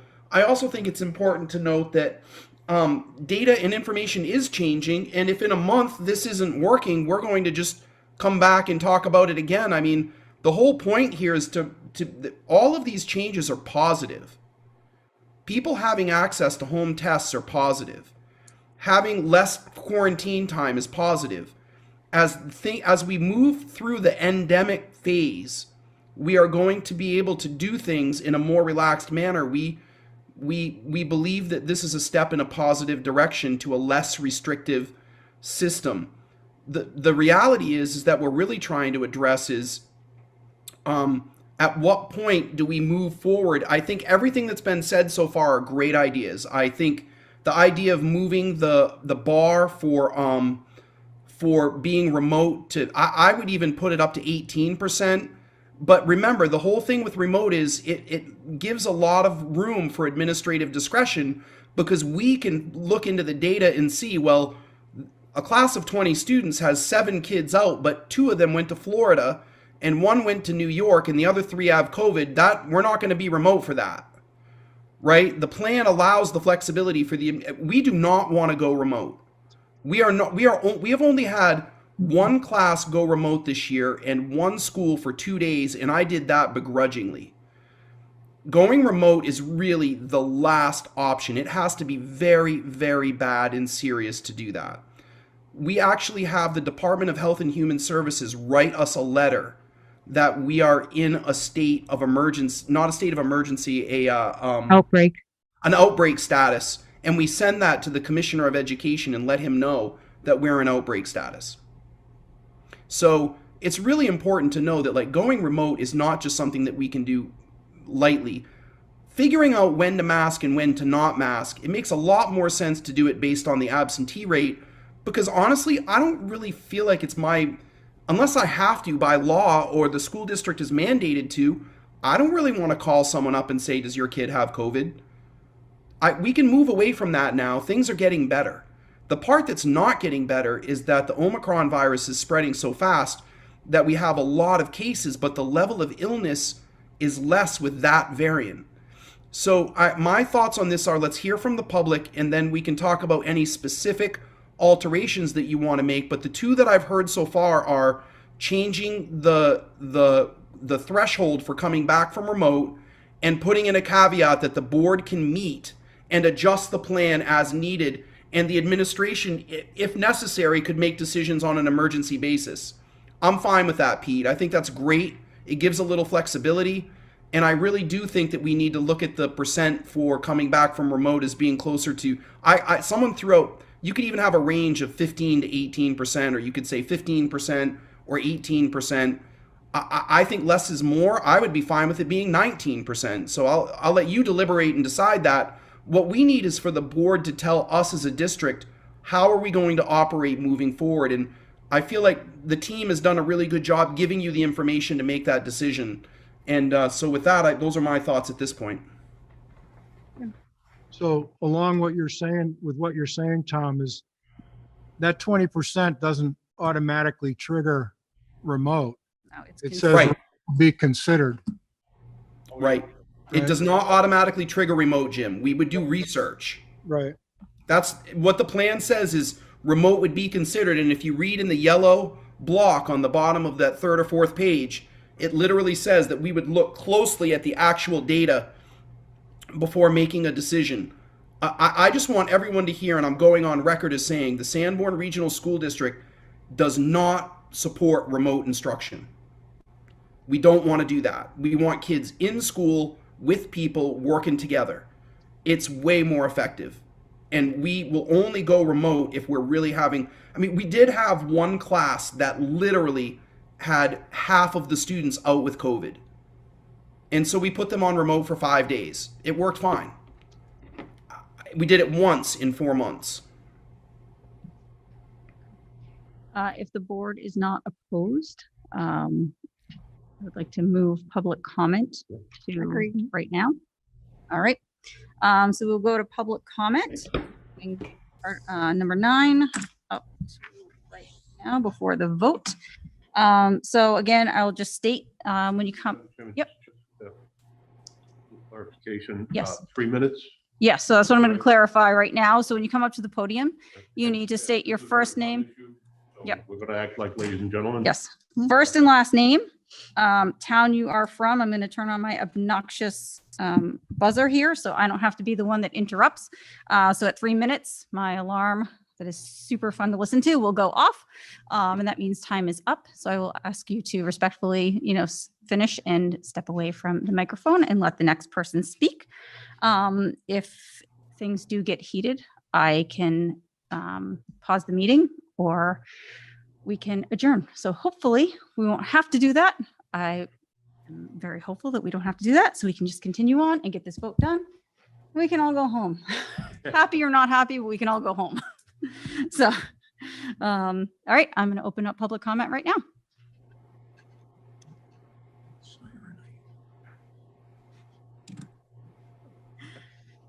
Good evening, Chris Bashaw, Kingston, New Hampshire. I have 3 kids in the district.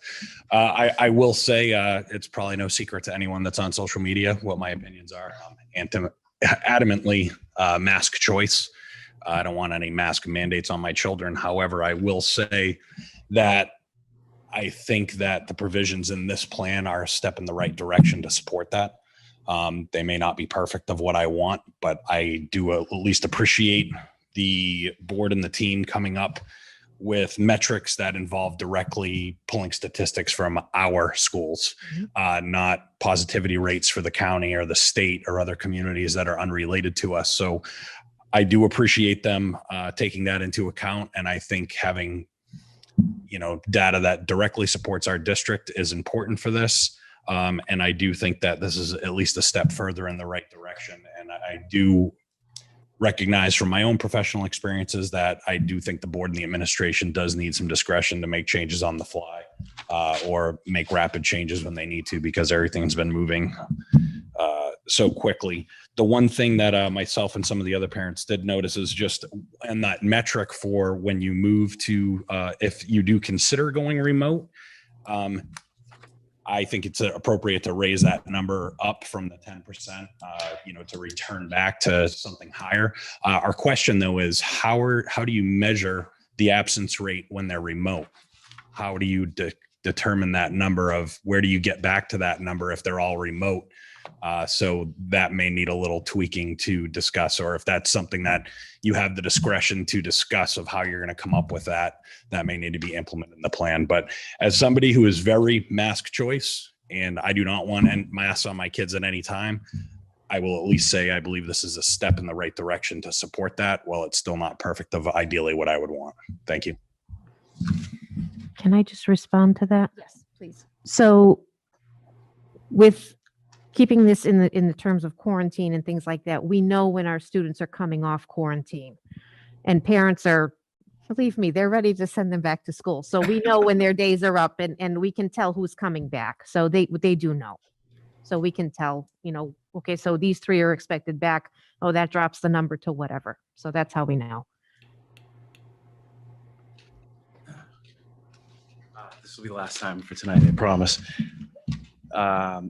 Is it fair to say that with Sorry, Pete, I know. Yes, You've already yes. stated name Well, and town and all that, but could you do yes, that again? I'm for the Pete record? Colby from Newton with 3 children, 3 boys. Is it fair to say that with the rate at less than 5% at Bakey, they do not need a mask tomorrow to go to school? No, that's the number of students, Pete, thank you for asking that, Pete. I meant to clarify it. So the plan uses the total number of absences, not the number of students with COVID. 20 students at Bakey right now have COVID, but our absentee rate is actually quite a bit higher. Patty can explain. Today's average attendance for Bakey was 87%. Okay. But we know that half that number has COVID. We know of them. Remember, not everybody's reporting that to us. Right, right. Okay. Okay. Fair enough. Thank you, guys. Thank you. Yeah.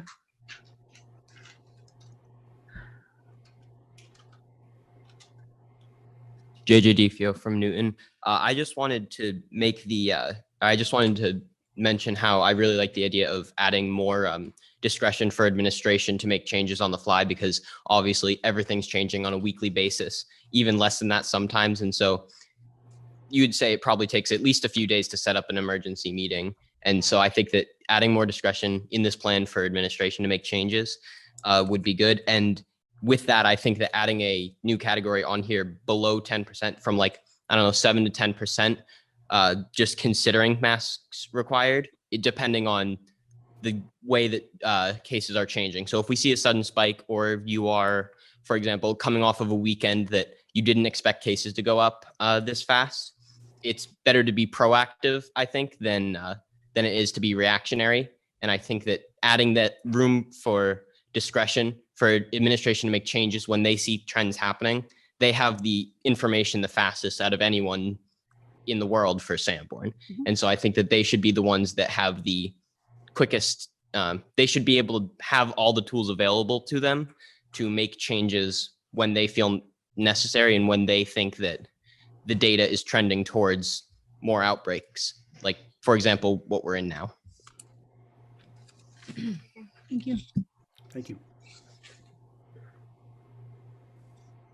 Allison Lampron, Newton, New Hampshire. I'm just going to speak on my opinion, not as the student council representative. So personally, I'm a senior and I want to be able to be in school. So that's all that matters to me. There's 54 cases in the high school. So for me, if we go mask optional, I'm going to still wear my mask because I play on the basketball team as well. I'm on JV because it's my first year back. But if I were to get COVID and not have my mask on, or not have the ability to prevent at least spreading it or whatever, whether that's facts or not, it doesn't matter. If I were to feel like, yes, it's recommended and I didn't take that precaution and I just gave it to the whole team, basketball is not my favorite sport. It's not my sport. But for a lot of people, that's their sport and that's what makes them really happy. So if I was to get COVID, spread it, and ruin other people's seasons that they really care about, because as a senior, if I would have lost my field hockey season because people were spreading COVID, I would have been really upset because that's what I want. So if I were to give it to other people and ruin other people's activities that they look forward to, I would just feel a lot of shame in myself. So whether we do mask or no mask, I just want everyone to stay in school and be able to have all the senior activities that everyone looks forward to, because I know the last few years it hasn't been able to happen. And we all thought, oh, this year's going to be great. We're going to be able to do all of those activities. But right now, I really don't know what it's looking like. Yes, we're planning activities, but whether this keeps happening, I don't know if they're all going to be able to happen, just because it looks like things could change. But that's all I have to say. Yeah. Thank you.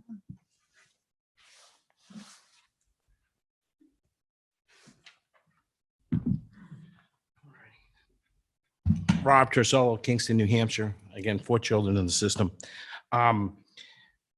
It's kind of what I was mentioning earlier is the toll it's taking on the children. Okay.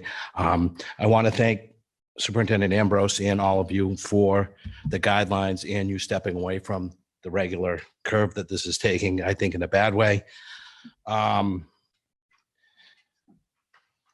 I would just encourage you to start thinking about what you just heard and then start looking at the mass, the endemic, COVID, because at this point, what are they catching? Okay, I've seen it. I've been out in the world, and what they're catching is a cold. What they're catching is a runny nose. And to take all this away from them because of that, when we're on the way to an endemic, I think just please take your time and start to take that into consideration, okay? Because again, what are we afraid of at this point? And that's what I'm concerned with. 2 years ago in 2020, I got COVID. It was bad. Okay. Got Delta. The calculation on this is you're going to get it every 16 months. What I got the second time wasn't half as what I got the first time. I have a household of 11 people and I've saw it going through the household twice. One person got sick, another person got a little sick, and the rest didn't even know they had it. That's the course of what I've seen my whole life with the flu. Okay. We can debate numbers and vaccinations and all that stuff, but I just want you to start really looking at what you see around you and take that into consideration. Okay. Because robbing them of their high school years for something that I honestly, and I hope you will take a good look at, is not a danger to them. It's horrifying. I mean, the toll it's taking on education, the toll it's taking on their socialization. And again, we're all adults. You're out in the world, you see it. But think about what they see. Think about what they have to deal with. And it's heartbreaking. And again, if they were dropping dead, I would agree with you. If they were in the hospital, I would agree with you. But if you pull the numbers, okay, 0, 2 years, 0, okay? And what does it cost them? What does it cost the kids? Okay, and again, I appreciate everything you're doing here. I love where you're headed with this. I love that you took the vaccination difference out, okay? But let's start looking at where this is gonna lead us now, okay? This is gonna come back every year. You can call it COVID, you can call it the flu, you can call it Omicron, you can call it Delta, you can call it whatever you wanna do, but it's gonna come back every year. Is this what we're gonna do? And if it is, why? Is my question, okay? Thank you. Look at that. Perfect.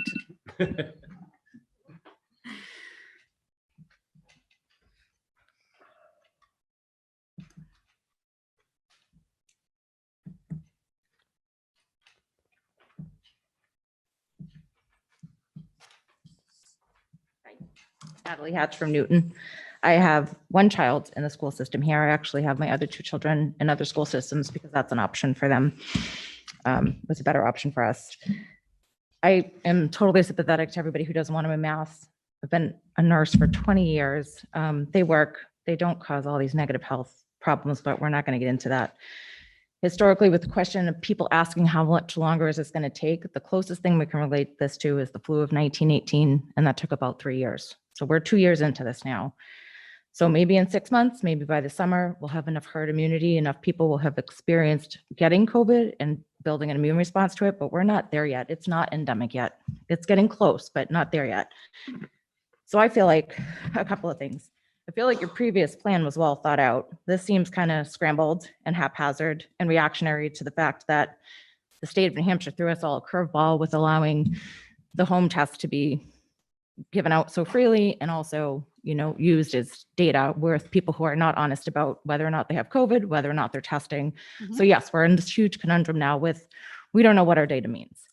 And I see that reflected in your plan in trying to figure out how are we going to establish what percentage we're actually at.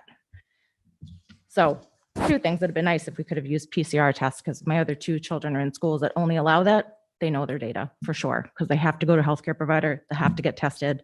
It has to be proven. It's not something someone's taking a cell phone picture of and sending to the school nurse. But can't do anything about that now.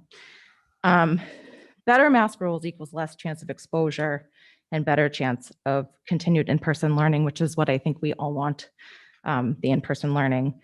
I foresee your plan to not go well for lots of reasons, for people's honesty, for people's willingness to do what's right for other people. I commend you for caring about other people. It seems to be a thing that's gone by the wayside. Obviously, we're all frustrated. Everyone's tired of this, but it's just, we're in a really sad place as a community to just be so concerned about, you know, people that are not dying, which I actually know 2 45-year-old men who died this week that were otherwise healthy. Okay, so who knows if it was Delta or Omicron or whatever, but it was COVID and it killed them, and now they have families without a father. And I know a little girl who's been in the hospital and she can't breathe. So it does affect people every day. It's not something that's just in the news. These are real humans that I know, that I'm sure all of you have known someone who's been affected by it. And people who have just had it run through their house and done okay, good for you, great, that's awesome, I'm happy for you, but that's not what's happening to the hundreds of thousands of people who've lost their lives in this country. So anyway, if we're in an outbreak status now, those numbers are from what's been reported, right? From the data sheet, the Google spreadsheet that we're looking at. So you're no longer going to use that. How will the information get communicated to parents? So if there's, I understand you're looking at the whole school, but will individual classes now be notified too? Because that's an important piece for people. Thank you. Sorry. Thank you. My daughter's missed multiple appointments in Boston because of the way this has been managed with the school. It's really affecting people on lots of levels.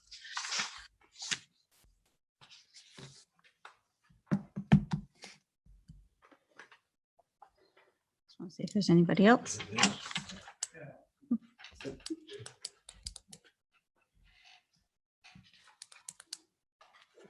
Rick Edelman, Kingston, I have two boys in the district. I thought I was going to have to, this is going to be more heated, especially with Chris being here. Him and my wife have been going back and forth on Facebook. It's been great. I'll just say, I'll be brief. My boys chose to wear masks. I gave them the choice. And I, with all the parents that don't want their kids to wear masks, I get it. It's a choice. And both my boys decided that they were going to wear masks because they wanted to continue to see their grandparents. So, they're good kids and I don't want them to get sick. They're taking all the precautions. My wife and I are not sick. We're taking precautions. And I remember not too far, like long ago, the most important thing for the kids' health was to get them back in school. Remember that? I sure do. And then it was, well, maybe the most important thing is playing sports. And then maybe the most important thing is not doing other things. If the most important thing is keeping the kids in school, you have to change what you're doing because it's not working. And this is a decent start. I think we've heard some, I've heard a couple of things, 15% versus the 20, and I think you should figure that out, but something has to be done different. Thank you. Thank you.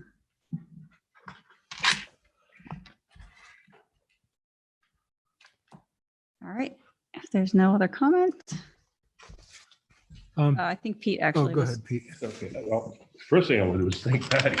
Yeah. This is a lot of work. Thank you.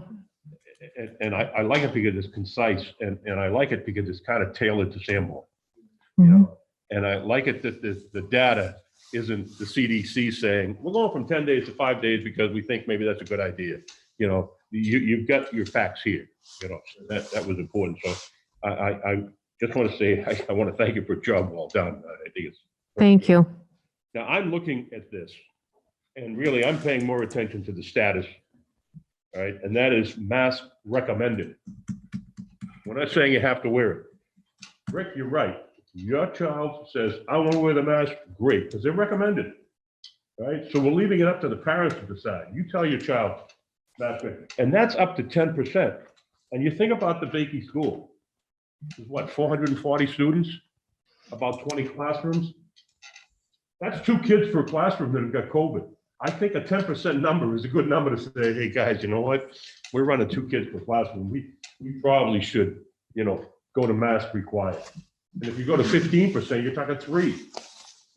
So I think that number is an appropriate number. And I'm looking at remote learning considered.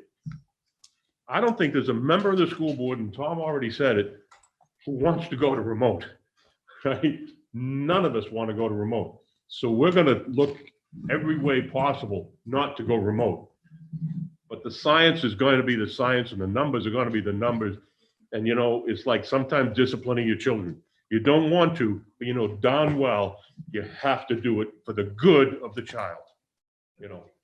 I also want to say, and Rick, you hit it.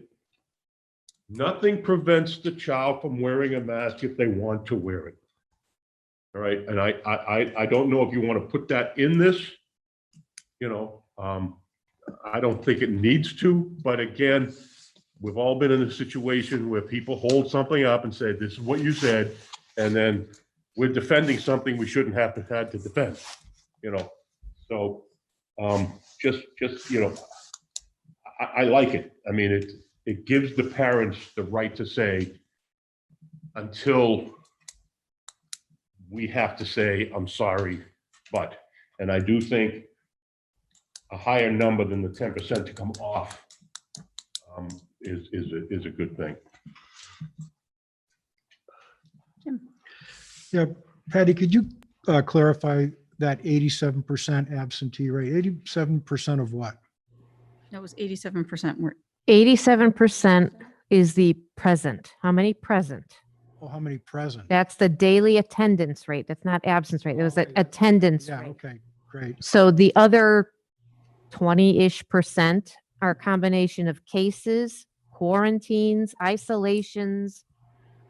So people, when we put out the number of cases, that's not going to correlate to the number of absences because you've got people who are not cases, but who are in quarantine. So that's where you kind of get that, well, there's only 5 cases, but we've got another 15 in quarantine. So that's where that number kind of, Okay. those numbers don't add up the way people think. So when you gave us 20 for Bakey, that was cases. Cases. That did not include people in quarantine? Exactly. You've got quarantines, you've got isolations, you might have the one-off of the kid who just missed the bus and, okay, mom, just let him stay home. But it's still, there's a lot of kids in quarantine and isolation. Okay. I want to thank you for all the work too.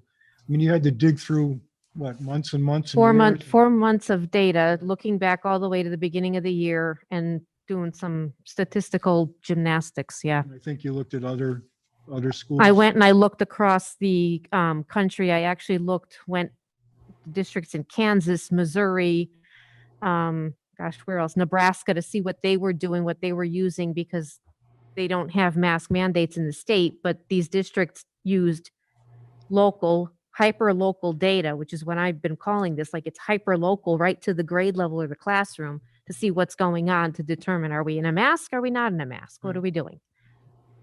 So thank you. Thank you. Amy. Someone asked, and I thought it was a really good question. What will you change in terms of reporting on the dashboard? How will you be reporting? So what we're going to do is we're going to need to get together. Obviously, we didn't have a hard, fast plan until the board saw this draft, and we still were working on it as late as noon today. But we will be reporting by school the percentage of students absent in those schools, and we'll be determining whether or not it's a recommended or required based on, like I said earlier, secondary, we're going to look at excused absences. Elementary, we're going to look at overall absences because parents will call them out, and we're still trying to figure out what that's going to look like, but that's our initial thinking. I have a clarification question. Also, to make sure that I'm understanding the plan properly. So theoretically, we have 82 cases. That's 5.2% of 1,550 kids. I got a 5% average people out anyways, so that's 10.2%. So that would say to me that's day one. This is day one. So I'm still not masked, but if I get 2 more days of that same exact data set, then I would be mask required if everything was equally distributed all over the plan. So that's how I'm understanding it theoretically. Is that a proper understanding theoretically? So run me your numbers one more time so that I'm sure I'm following you. We had 82 was a number that was given, and we have 82 cases. 82 cases, yep. And we're given a number that there's 5% of average, that's where average is absentee. Yep. So 82 divided by 1,550 is 5.2%. So you're going, 2 together, it's 10.2%. Is that but am I you're doing- going by district, and we want to be more specific than that. Correct. So if That's my follow-up question. right, so let's take the Bakey situation. Let's say we've got this. Let's just make it easy. 80% attendance, 80% in, 20% out.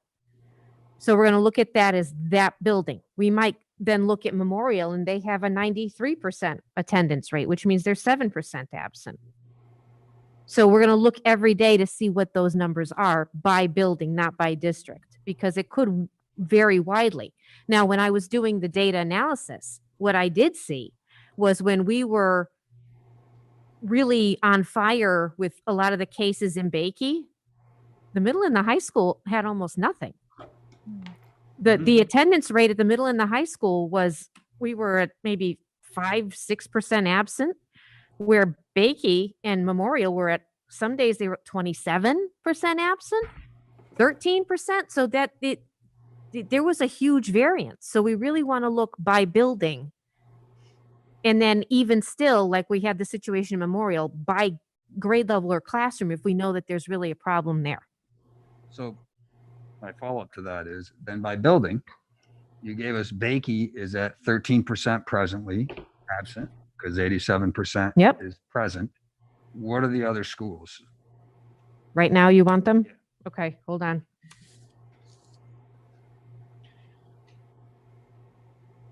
Memorial right now, this is today. So this is the day we just got done with. 88% present. Middle school. 83% present. Wow. High school. 76% present. But that's without me digging into the absence reasons. And I would not just take that number, looking at what's excused versus what's unexcused. Just by going quickly through, there's a lot more that are unexcused. So that's where that distinction comes in for me. You've got high school students who have unexcused absences. We're not going to count those, because if the child is sick, those parents are going to be calling them in. And yes, that's a jump that we're making, but we're taking that as we would have to pull apart who's excused versus who's unexcused. But prior to adjustments, you would look at this as an administrator and say, what I'm looking at now, if there was no unexcused, would be mask, mask, mask, remote. Today, if we didn't dive deeper into that data, which is why we're not just going to say, here's what the dashboard says and here's my numbers. We want to go further and look, which was Jim's question earlier. Yeah, well, and I just wanted to make sure that I was getting my head around how it's going to work and then where you're going to work from there. Yep. So you're not counting the unexcused absences. So we're putting some, so that's some personal responsibility. Like, I know of people in the community that there's been positive tests and they're not telling people. So that really, so the difference between an excused and an unexcused absence, and this gets a little bit into the weeds that I don't know how much time we want to spend on this, but you're calling the child in and saying they're sick. An unexcused absence is they're out. And the unexcused absence, Brian, what's a reason for an unexcused absence real quick? High school? Yeah. We don't hear from the family of anything by 9 o'clock, 9:30 when we have to make the calls. I just know, as a social worker, right? Not all parents communicate. Right. So we have to do, otherwise we're chasing phantasms into the night. We have to make a decision with the information we have in front of us. And we've got to make some of these decisions. Like, I go back to the Memorial situation when we've got, the class is on fire. We've got to make that decision. And then we've also got to make decisions on, geez, are we really going remote with this? So we want to make sure we're really looking at everything and still being efficient about it. Okay. We don't want to discount stuff, but we also don't want to include things that are going to skew us in one direction that we don't need to be skewed in. It's a lot of thinking and talking and figuring things out too.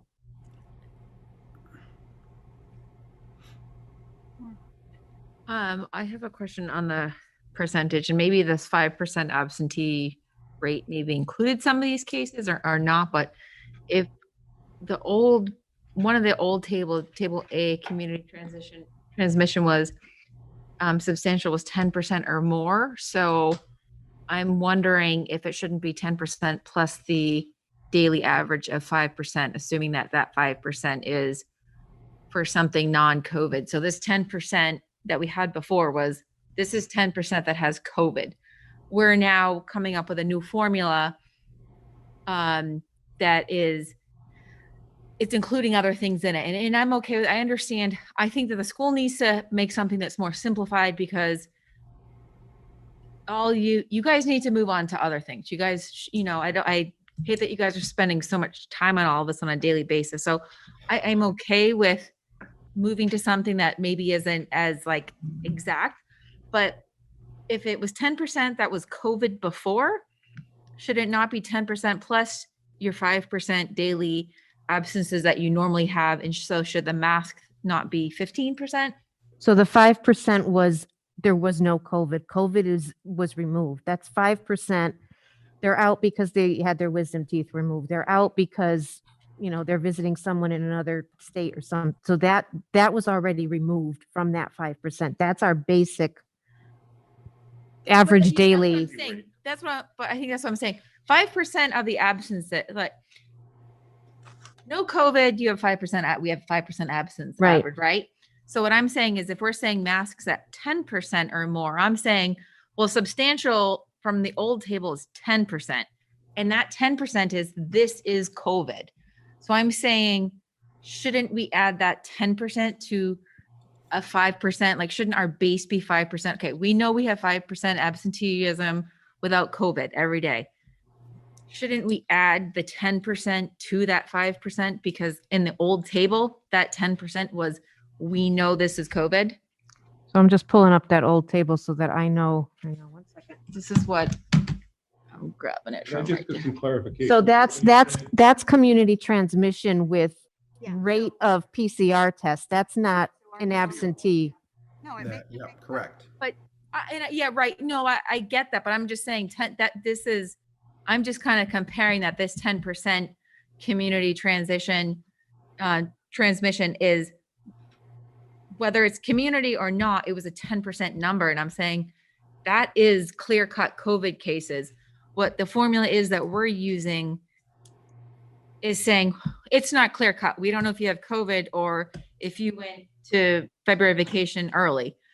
So I'm saying, should we say 10% plus we just know kids are out 5% for whatever reason? So shouldn't it get to 15%? So can I just clarify something? So what you're saying is the first 5% is just kids out sick with whatever. Or not out sick. They're visiting Nana in Chicago. Yeah, right. So the first 5%. So we're really saying mask recommended at 5%, not 10%, because with the first 5% is the norm. No. So maybe that should go 15%. Okay. Yeah. Yes. I'm saying it should go to 15% because this is a 10% old table, which is strictly You've got COVID. 5 in the hand. Yes. You bush. want to start I don't calling think it it works like that, but is that what you want to do? so yes. So I'm saying it should be 15%. That's All my right, math. Tom's. How are you? I was trying to give him the one second, but yeah, Tom, go ahead. I just want to make sure that I understand this properly now, because I got a little bit confused. My understanding, Dr. Haynes, is that 5% is what on a normal school day during last fall, from September 1st until December 31st or December 20, whatever the day was before the break. Yep. On any random given day, the standard, the mean or the norm was 5% absences, even with COVID. Yes. And then what we saw was that when we started to have problems with clusters and school-wide transmission, the standard deviation jumped up to 9%. Yes. The next standard deviation was 15%. Am I correct? Yes. So what we decided was that at 9%, the original proposal for this plan was 9% to be masking. We moved it to 10 because we felt like we could. It is a number based on the total absences in a given 3-day period. So 10% was more than what the data analysis yielded using standard deviations.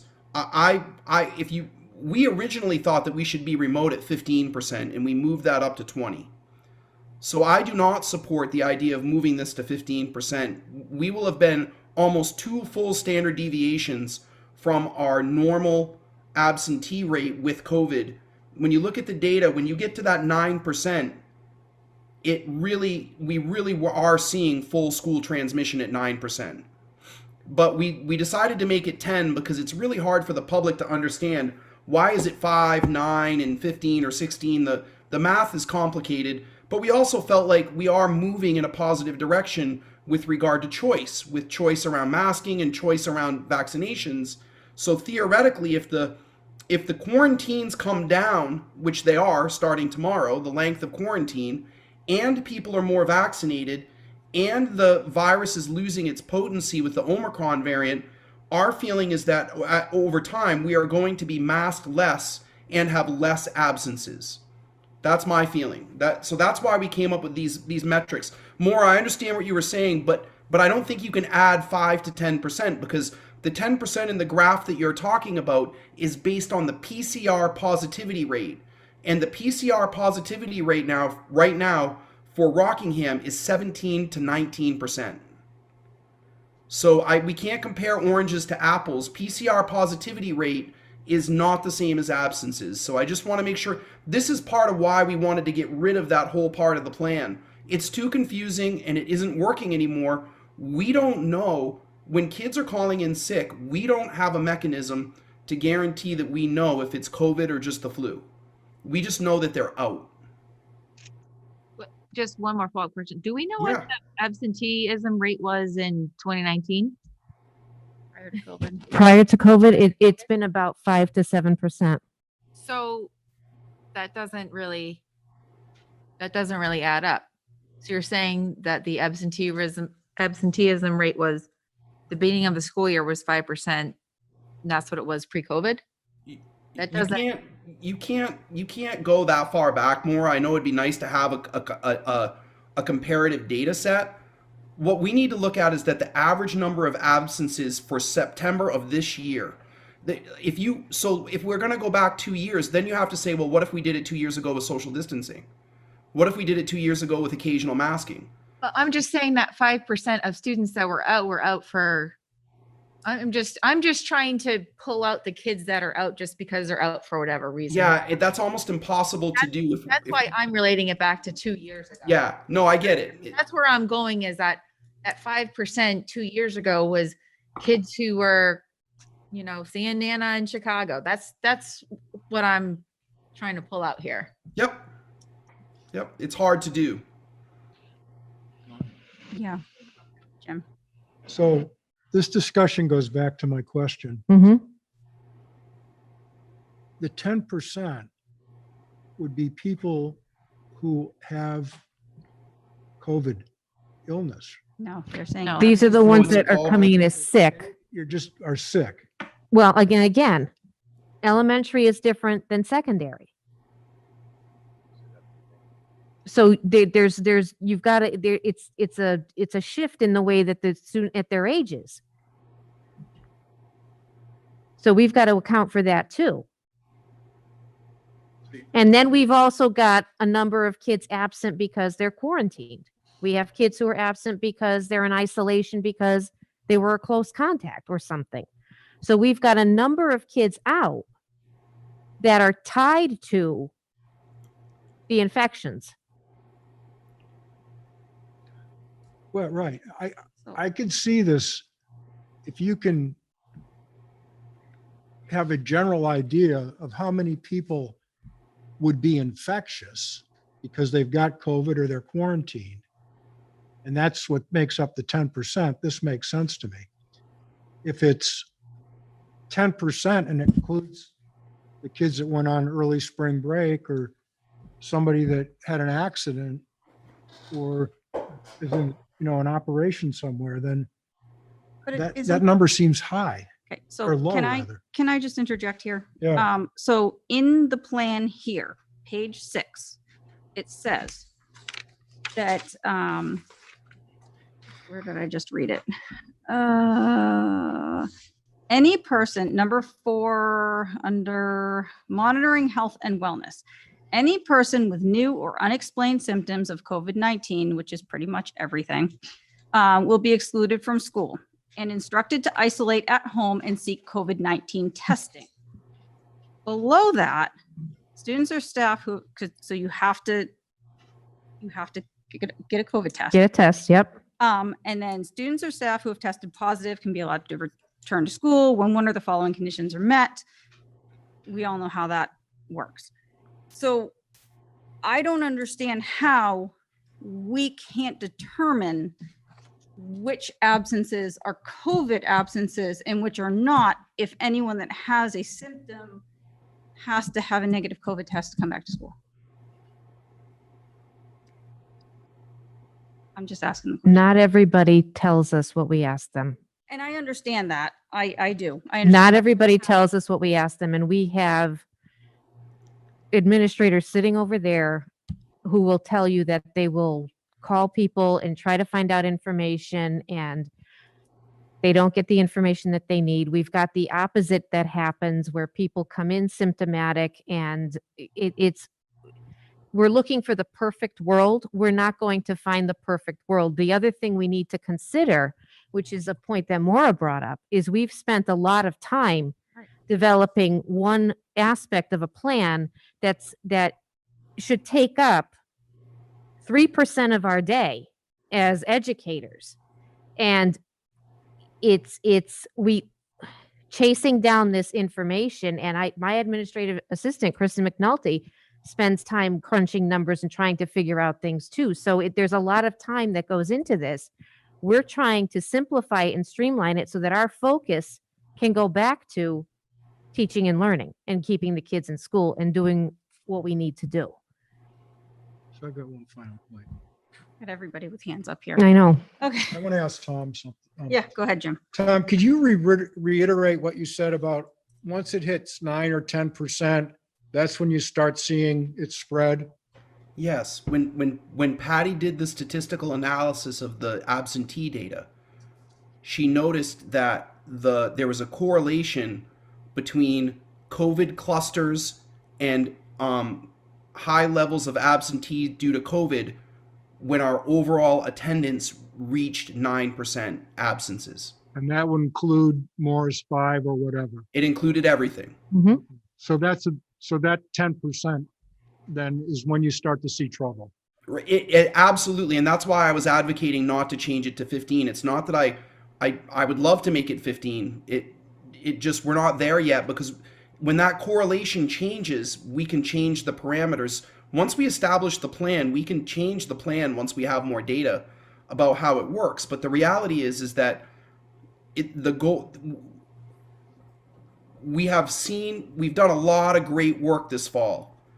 Patty did a great statistical analysis of this, and what she came up with is that 5% we don't need to mask.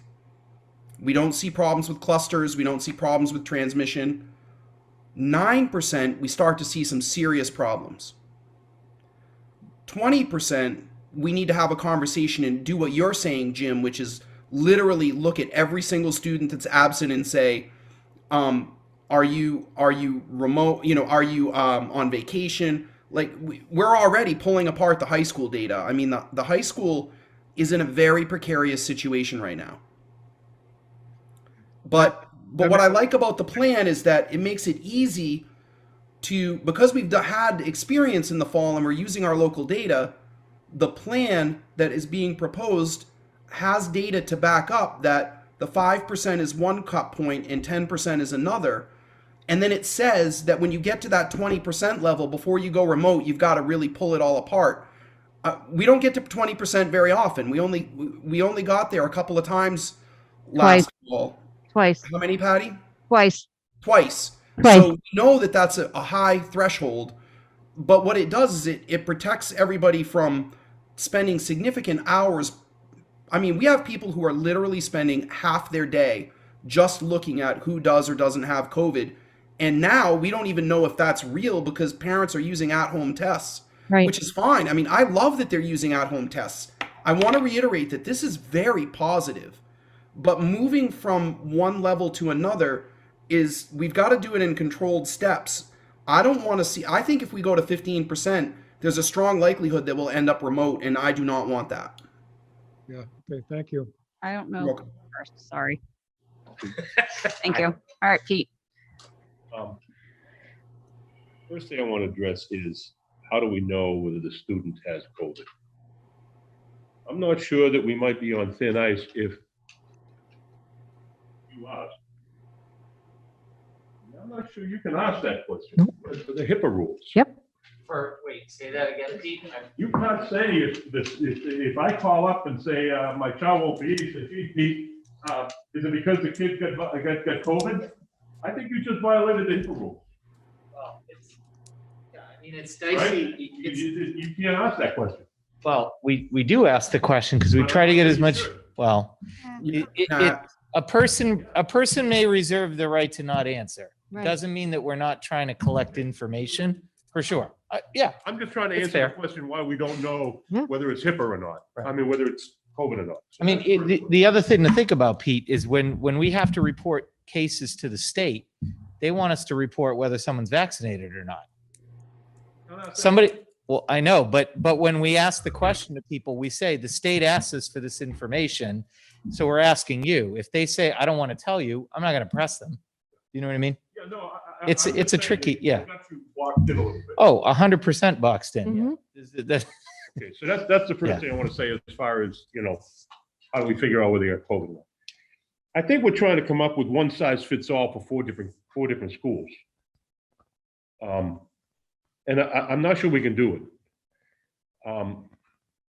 I think we're in a situation, as we often are in this place, what can we live with? That no matter what decision we make, some of us are going to feel uncomfortable about it. And we can talk about this until 12 o'clock if you want, and still Let's probably not. not come up with, I mean, because we're all going to have varied opinions. I think I'm leaning towards, the change of the 20%, right? Go with what we've got now. You're obviously going to be on top of this. And maybe even at the next meeting, you say, you know what? This is working, that isn't working. We need to tweak this, we need to tweak that. But if we're going to keep on talking about this and talking about this, I don't know if it's going to be productive because we're hypothesizing about a lot of it. But I think in the next 2 weeks, you're going to have some serious data about how this is working.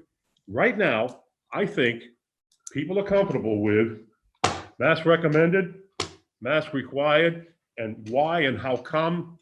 I shouldn't say they're uncomfortable with it. I think they're going to be like us. I'm not comfortable with it, but I can see where you're coming from. And I remember telling my kids in school, when you make a decision, it turns out to be the wrong decision. If you can look back and say, based on the information I had then, I would still make that decision. Turns out it's the wrong decision. That's what I'm asking you to do. We may be making the wrong decision, but hopefully you'll have some more data that we can then tweak our decision, maybe even reverse it. Mhm. right. So that's what I'm saying. Jamie, you are next. So a few points to try to square some circles and provide some guidance also as to what it means. So squaring one circle. So we're already decided that we're going to take the unexcused and not count those, correct? For secondary only. Secondary only, Yep. correct. Because the third grader that's figuring out how to skip school on their own. We got other issues. But and people don't always tell you, as Mr. Stack said, what's really going on. But if people do, and we could ask the community to participate with us in trying to manage this and say, if your child is going to Nana's, if something has happened, if there's a broken leg, if it's a scheduled operation, tell us that. Then we can exclude those because we know it's not part of it. And it shouldn't be that overly burdensome because people are volunteering that and it's check marks in schools. So if we did something like that and asked for the support of the community, that would help us. And so I think that helps square the point that Maura was making, which I think is a valid point. I used to have 5% in 2019 and there was nobody knew how to spell COVID. Why is that being included? I think from a practical application, the answer I'm hearing is it's being included because we don't have any ways to manage that. And I'm suggesting is one way you are managing it was the unexcused, and another could be the support of the community by specifically identifying if the child is clearly not a COVID thing. They're going to Nana's, we're going to Florida, we're going to break early to help us do that. So I think that would be a good idea. I think from an an Omicron perspective, lest we kid ourselves, this is still coming. And the CDC doesn't have a clue. Because in the middle of December, they said 77% of the new cases are Omicron. And then a week later, they said, let us fix that. We think it's only 22%. Yesterday, they said it's 95%. So they don't really know. They're not doing that maliciously. They just don't know. And it is much more pervasive in terms of people catching it and much less severe. So we're going to have to deal with that. So one of the things I would suggest in terms of squaring circles is whatever we decide today, we should also schedule a review of this within, I don't know, 3 weeks, 4 weeks, whatever the next meeting is, not the next one, the one after that, to say, what are we learning new about Omicron? What is working? What is not working? Because I can't support something that is going to leave our kids in masks because we get this matrix and they're going to be in masks for the rest of the year. Can't support that. I don't think anybody's trying to do that. But my belief is from what I'm looking at here, and if I asked Dr. Haynes and Mr. Stack and Mr. Ambrose, what does this mean for parents when they wake up tomorrow? What's the rules? I'm pretty sure the answer I'm going to get is Thursday and Friday are masks where we try to get a handle on this and get a better feel for it. So adopting this, in my opinion, leads to Thursday and Friday masks. And maybe that's the right answer. I'm not criticizing that at all. It's just that's where it leads to. If they go out at the same rate that they're coming off, we're staying in masks. And I think you need a built-in check here. Otherwise, we're staying in masks. And that's not what anybody intended, was to have a mask mandate in place. It was supposed to be mask optional. And we're trying to figure out how to deal with a new variant that's actually a very good thing from an overall societal health perspective, because it's spreading and giving much better immunity protection than the vaccines do. And it's much, much less lethal. So, and there's nothing you can do about it anyways, because it's coming. So I think we need to clarify that. Pete's idea of we need to come back at something other than the 10%, because that doesn't make sense with the cutoffs, makes a lot of sense to me. I think we should incorporate that. I think we should incorporate that we need to be coming back and reviewing this at our first meeting in September, and February. I was going to say September. Whoa. Oh, boy. And I think that we should be asking the community to help us to better manage those numbers by telling us if it's an absence that's not related to COVID. And I think if we do those things, at least we have a shot at staying mask optional. We have a much better opportunity to make sure we don't go remote. And we have a review period to see what the hell's going to happen next as Omicron grows. But I would really want to see those incorporated. Otherwise, I fear that the matrix is going to lock us into a position that we don't particularly want to be in. And I know that we can just call another meeting if we need to. I'd just soon schedule it. I mean, we've done that a few times now. We said, we're going to review this. Heather had asked about a particular, should we do something right as soon as we come back in? And we said, let's review that when we come back in. And that's what we're here today reviewing. When we first came into the first fall, we said, okay, we're gonna stay remote, but we're gonna review that. And we gave a set time to review it so that everybody knew that this isn't a lock. We're gonna review it. We're gonna review what the results are. So those would be my recommendations that I think would make sense for us to be able to proceed. All right. So I'm going to add my 2 cents now. So Didn't Heather? I did, but oh, that's fine. sorry, Heather, go ahead. I was just saying, I feel like Jamie was reading my mind. So I definitely think we should schedule some sort of review after we vote. But then I also want for the remote learning, I would like to move that up to like 15%. I just think the 10% is too low. Well, 18. Yeah. And we definitely, I think we need to discuss that. I mean, like just, 15 minimum, but I think the 10 is definitely too low. Tom's got his hand up. Tom has raising his hand. Oh, Tom. I just wanted to say someone should just make a motion on these things so that we can get them in the plan and progress. Can I just ask Patty one more question? One last question, Pete. I think this is going to answer your question. What is the airspeed? Could you tell me what the absentee rate is right now at the Bakey? 80s, 13%. 13%. Thank you. Geez, I can't remember. I then- can't see. Yeah, The Bakey's at reason I want to say 13. this is because I want this concise in my brain. Okay. What you're saying is, in the Bakey tomorrow, mask would be required. Yes. Yes. Okay, how about the memorial? They're at 12. They would all be required. Middle school's at All 7. four schools? Yeah, Yes. so Yes. Bakey's at I 13. guess I missed that. Memorial's at Did you 12. say that and I missed it? Gave us all the You numbers. Tell me. Yeah. So if we agree with the That's why plan, Jamie we're, Yeah, you said that, but I missed that. we're looking at, we stay Okay. in mass at least through the weekend, and then we're gonna be assessing when new data With the comes. 3-day data. How Yep. would you put that out to the people?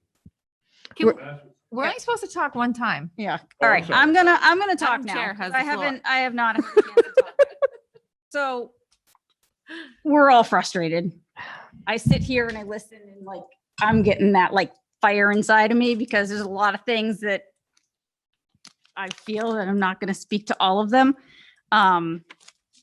This is not what it was originally when it first came out. There are a lot of modifications to this that I'm a lot happier with. I feel like I can live with these a little bit more than what originally came to us.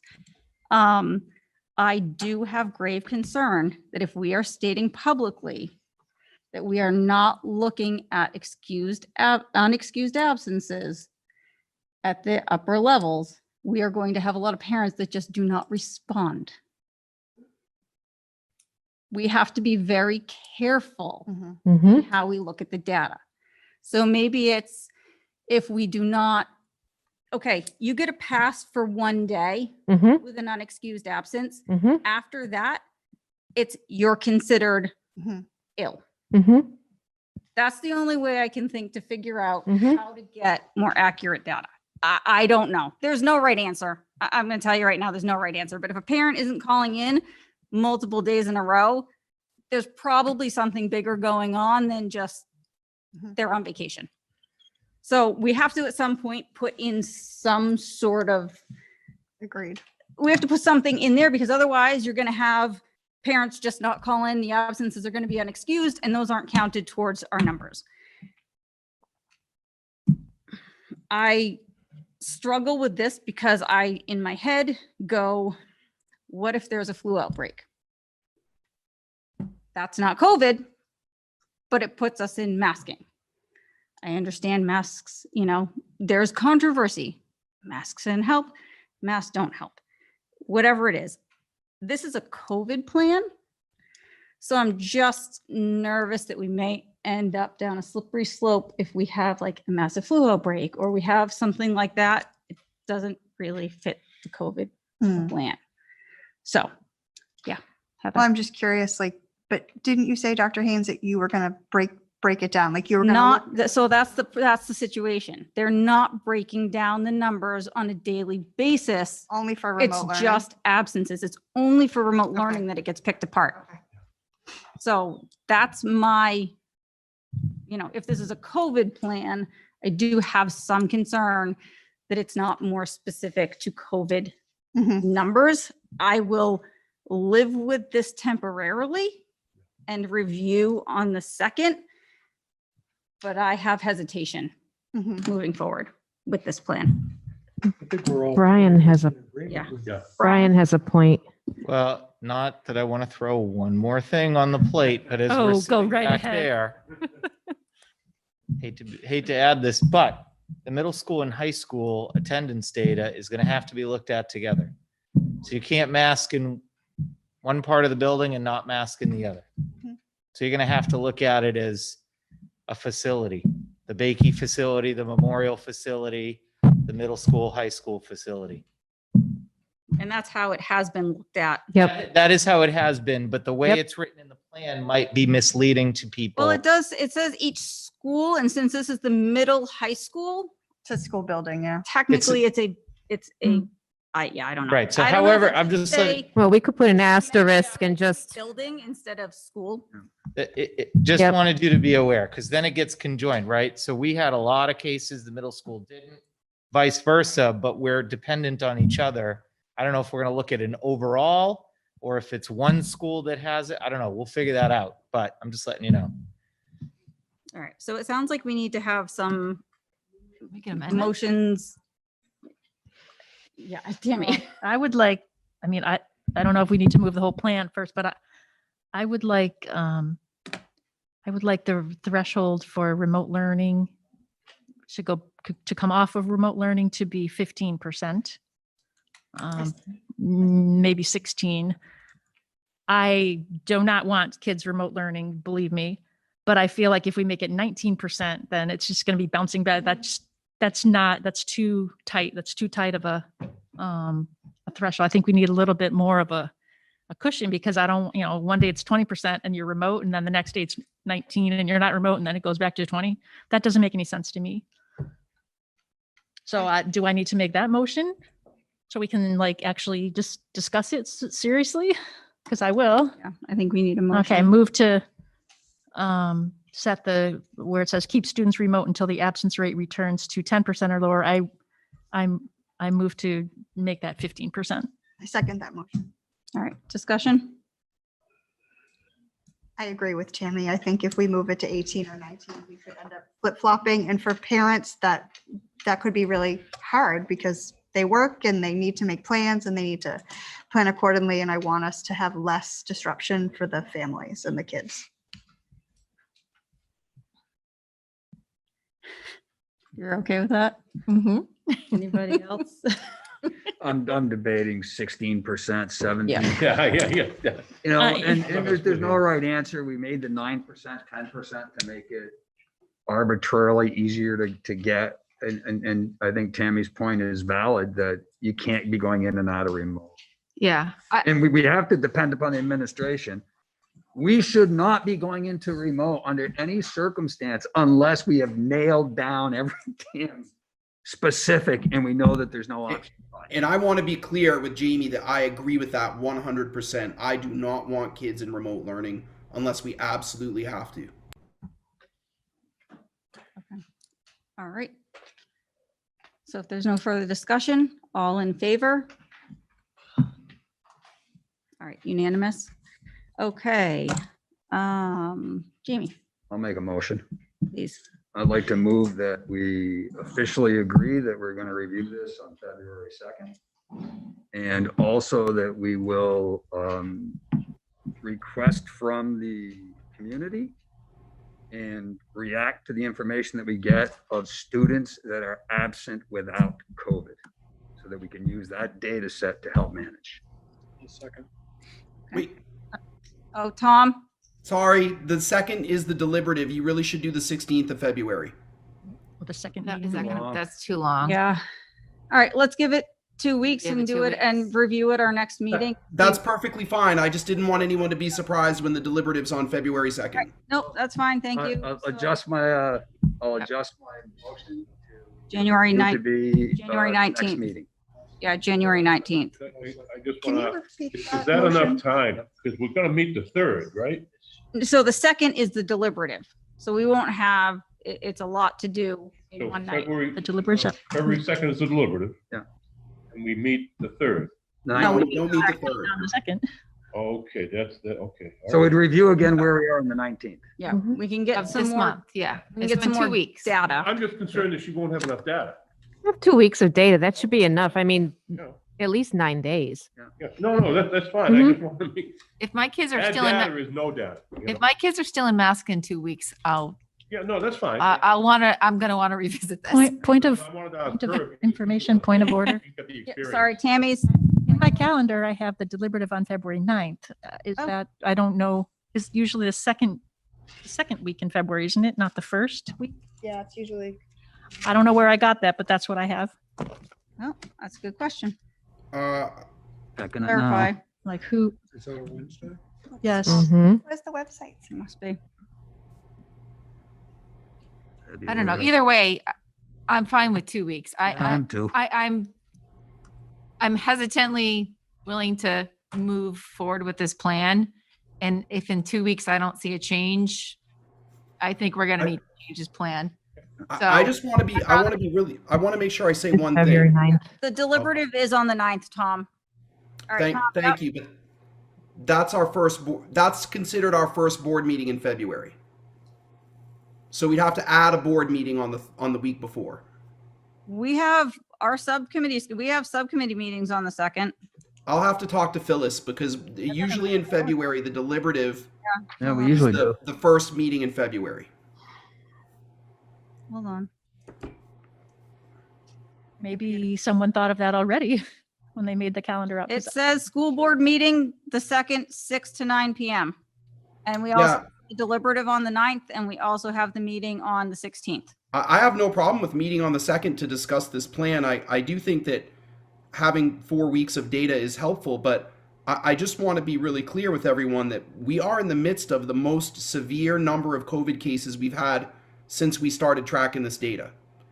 So when Maura says, if we're still in masks in 2 weeks, I do not want anyone leaving this meeting thinking that there's going to be a dramatic. I'm worried about school being in person at the high school next week.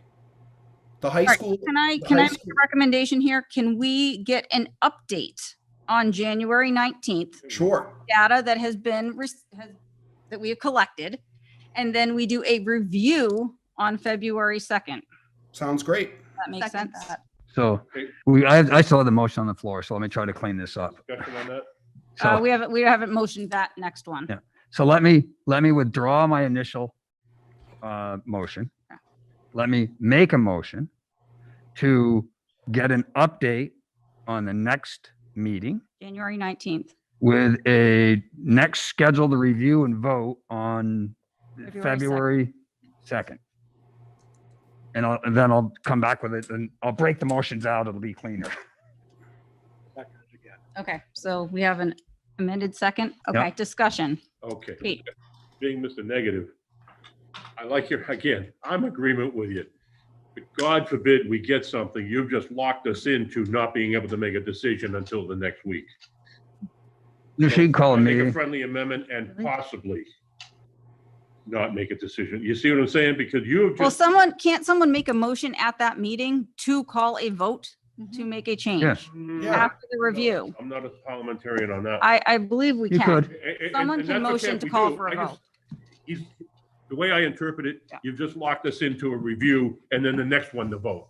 And I don't know if I want to be comfortable with that. I think we should have the review and possible vote just to What, cover I mean, ourselves. what are we voting on in this scenario? Continuing with the plan or changing it. If there need to be changes to the plan. Isn't that a given though, that we would do that? Exactly. I don't care. I'm just concerned we might have just locked ourselves into something. That's all. If you don't agree, that's okay too. I got no problem with that. I've got to put it out there because we got to cover ourselves. It's your motion. What would you like to do? In my mind, I think that, the 7 of us here know that if somebody's got a beef on the 19th, they can make a motion. Okay, that's fine. Yep. Okay, all right. So motion, second, any further discussion? Okay, all in favor? Okay, unanimous. So my next motion then would be going back to the reaching out to the community, and when the community can provide us with information definitively telling us that it's not COVID, that we take that information into account in calculating our numbers. What's the motion? That we reach out to the community when people are calling in. We ask the community. We put it on Facebook. Community participation in providing information definitively that it's not COVID should be accounted for in our numbers. If somebody is known to be going to Chicago, we shouldn't count that as one of our numbers in our percentages. Do we need a motion on that? I thought we were already, that was Yeah, already. I know. I'll second that motion or amendment. Discussion. To clarify, so you're asking like to have some sort of amendment in the plan that if we get information that Johnny went to Chicago Correct. for a week, we're not counting that. Correct. The administration will solicit and use information from the community of non-COVID related absences. So if there is like a flu outbreak, as John said. Okay. Yes, I'm in agreement with that. Okay, that makes sense. Thank you. Okay. Oh, Tom, Sorry, you guys are, we've got to ask because we have to implement this plan.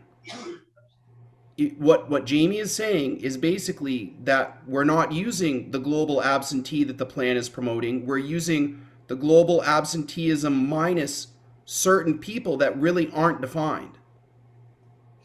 Correct. So right, and I'm saying, are you asking us to try to do that, or are you, because that's going to create a bureaucracy that basically is similar to what we've been doing for the last 4 months. Correct. Can the nurses report to the SAU office, because they're the ones that take the data? Can they just report the numbers as, we don't know, sick, or that is non-illness related? I mean, or it's all illness related, or we're guaranteed non-illness related. I would defer to Patty. I think we can try to do that, and we can review it in a couple of weeks. I mean, it's So I'm not trying to be, will do, let me put it this way. We will do our best to remove the ones that are non-illness related that we know of, but we can't guarantee that because we can't always get that information. So what I would say was then that would be part of the review in 2 weeks. That we would proceed with that plan, and that would be part of the review in 2 weeks. And you'd be able to come back and say, yeah, that's working fine, or no, it didn't work at all because Okay. of B, C, and D. Thanks. Just wanted to check. No, I'm good with that. This might make people feel a little easier. I just checked with Brian. When a student goes away from a week, usually the parent will say, Johnny is going away for a week. Could you send their assignments? Yep. And I just asked them if they still do it. Yes, they do. And they have very high success on that. Yep. So that might make you feel a little easier. Yep. So I think it's workable, and if it's not, then we'll hear that in 2 weeks. We will do it to the best of our ability, but it won't be a guarantee on every kid who's out. We won't No, have. and I think the reality is it's not going to be a guarantee on any of these things because it's just too fluid. Right. Okay. So now I'm completely lost on where we're at. So we got a motion. We have a We have a motion. motion to do that in a second, and so there's either further debate or a vote. Can you remind us all exactly what the motion? So the motion is to be able to use information coming in from the community to exclude absences that are known from the community to be non-COVID or health related. All right. All in favor? All right. Unanimous. Okay. And Thank you. there is another amendment I think we need to make here, or Patty, I don't know, can you just correct that I can make an edit. clerical error in here where one says 9%? Actually, They're both 15 now, so. So it's not an issue. All right. And then I will also, and this doesn't need to be an amendment, but I will also make sure that the rest of the wording in the document where any of this stuff is repeated reflects whatever's been changed. Okay. Because this isn't the only page that some of this shows up on. Right. So I want to make sure that it's cohesive. So I would like to make a motion to adopt the plan as amended. Second. Good idea. All right. Heather motion, Tammy second. Any further discussion? Oh, God. I was going to do that. I got a $50 bet I can keep us here till 9. Oh my gosh. I was going to raise my hand to be funny, but I didn't want to get in trouble. No, I just wanted to point out for the people both that are here and for the people that might be watching at home, there is no right answer. There are, again, heartfelt emails that come in on both sides of this subject, on masking, on not masking, on going remote. We've seen some. There is a great distance between different members of our community on their feelings for and against all these different things. And none of us, including the CDC, really knows what the hell is going on. As you can see with their Omicron statements, over a 3-week period, they changed it from 77 to 22 to 95%. So we are working in a very fluid area. The goal is we want a mask optional policy, and we want the kids at home, and we want something that the administration can actually administer and get back to doing the things that we need them to be doing, which is a curriculum, the grading, and student performance. That's what we're trying to do, is find the balance of these things. And I think that's true of every single one of us on the board and the administration. We want the kids in school. I think, And, you, yeah, I think you said at home. Just correcting. Sorry, thank Just you. wanna make sure. In school. In school. Yep. That situation, we're trying to do the best we can. And I hope the people realize that, whether they agree or disagree with us, we are Yeah. trying to do the best we can. This is not easy. So on that note, let's take a vote. All in favor? Unanimous. Thank you. Now we can move on. Old business, none, fortunately. Public comment is We already done. did it. Next meeting agenda. The next Sanborn Regional School Board meeting will be held on Wednesday, January 19th, 2022 at 6 p.m. in the library at Sanborn Regional High School. And also the filing period for positions on the Sanborn Regional School Board. It's a ton of fun and a lot of work. The Sanborn Regional Budget Committee and the district moderator will open on Wednesday, January 19th, 2022 and end on Friday, January 28th, 2022 at 5 p.m. The candidate filing forms may be obtained at the SAU office from 8 a.m. to 4 p.m. located in the Christie Building at 51 Church Street in Kingston. The school district clerk will be available on the last day to file until 5 p.m. Since there is no non-public session, I am now adjourning the meeting.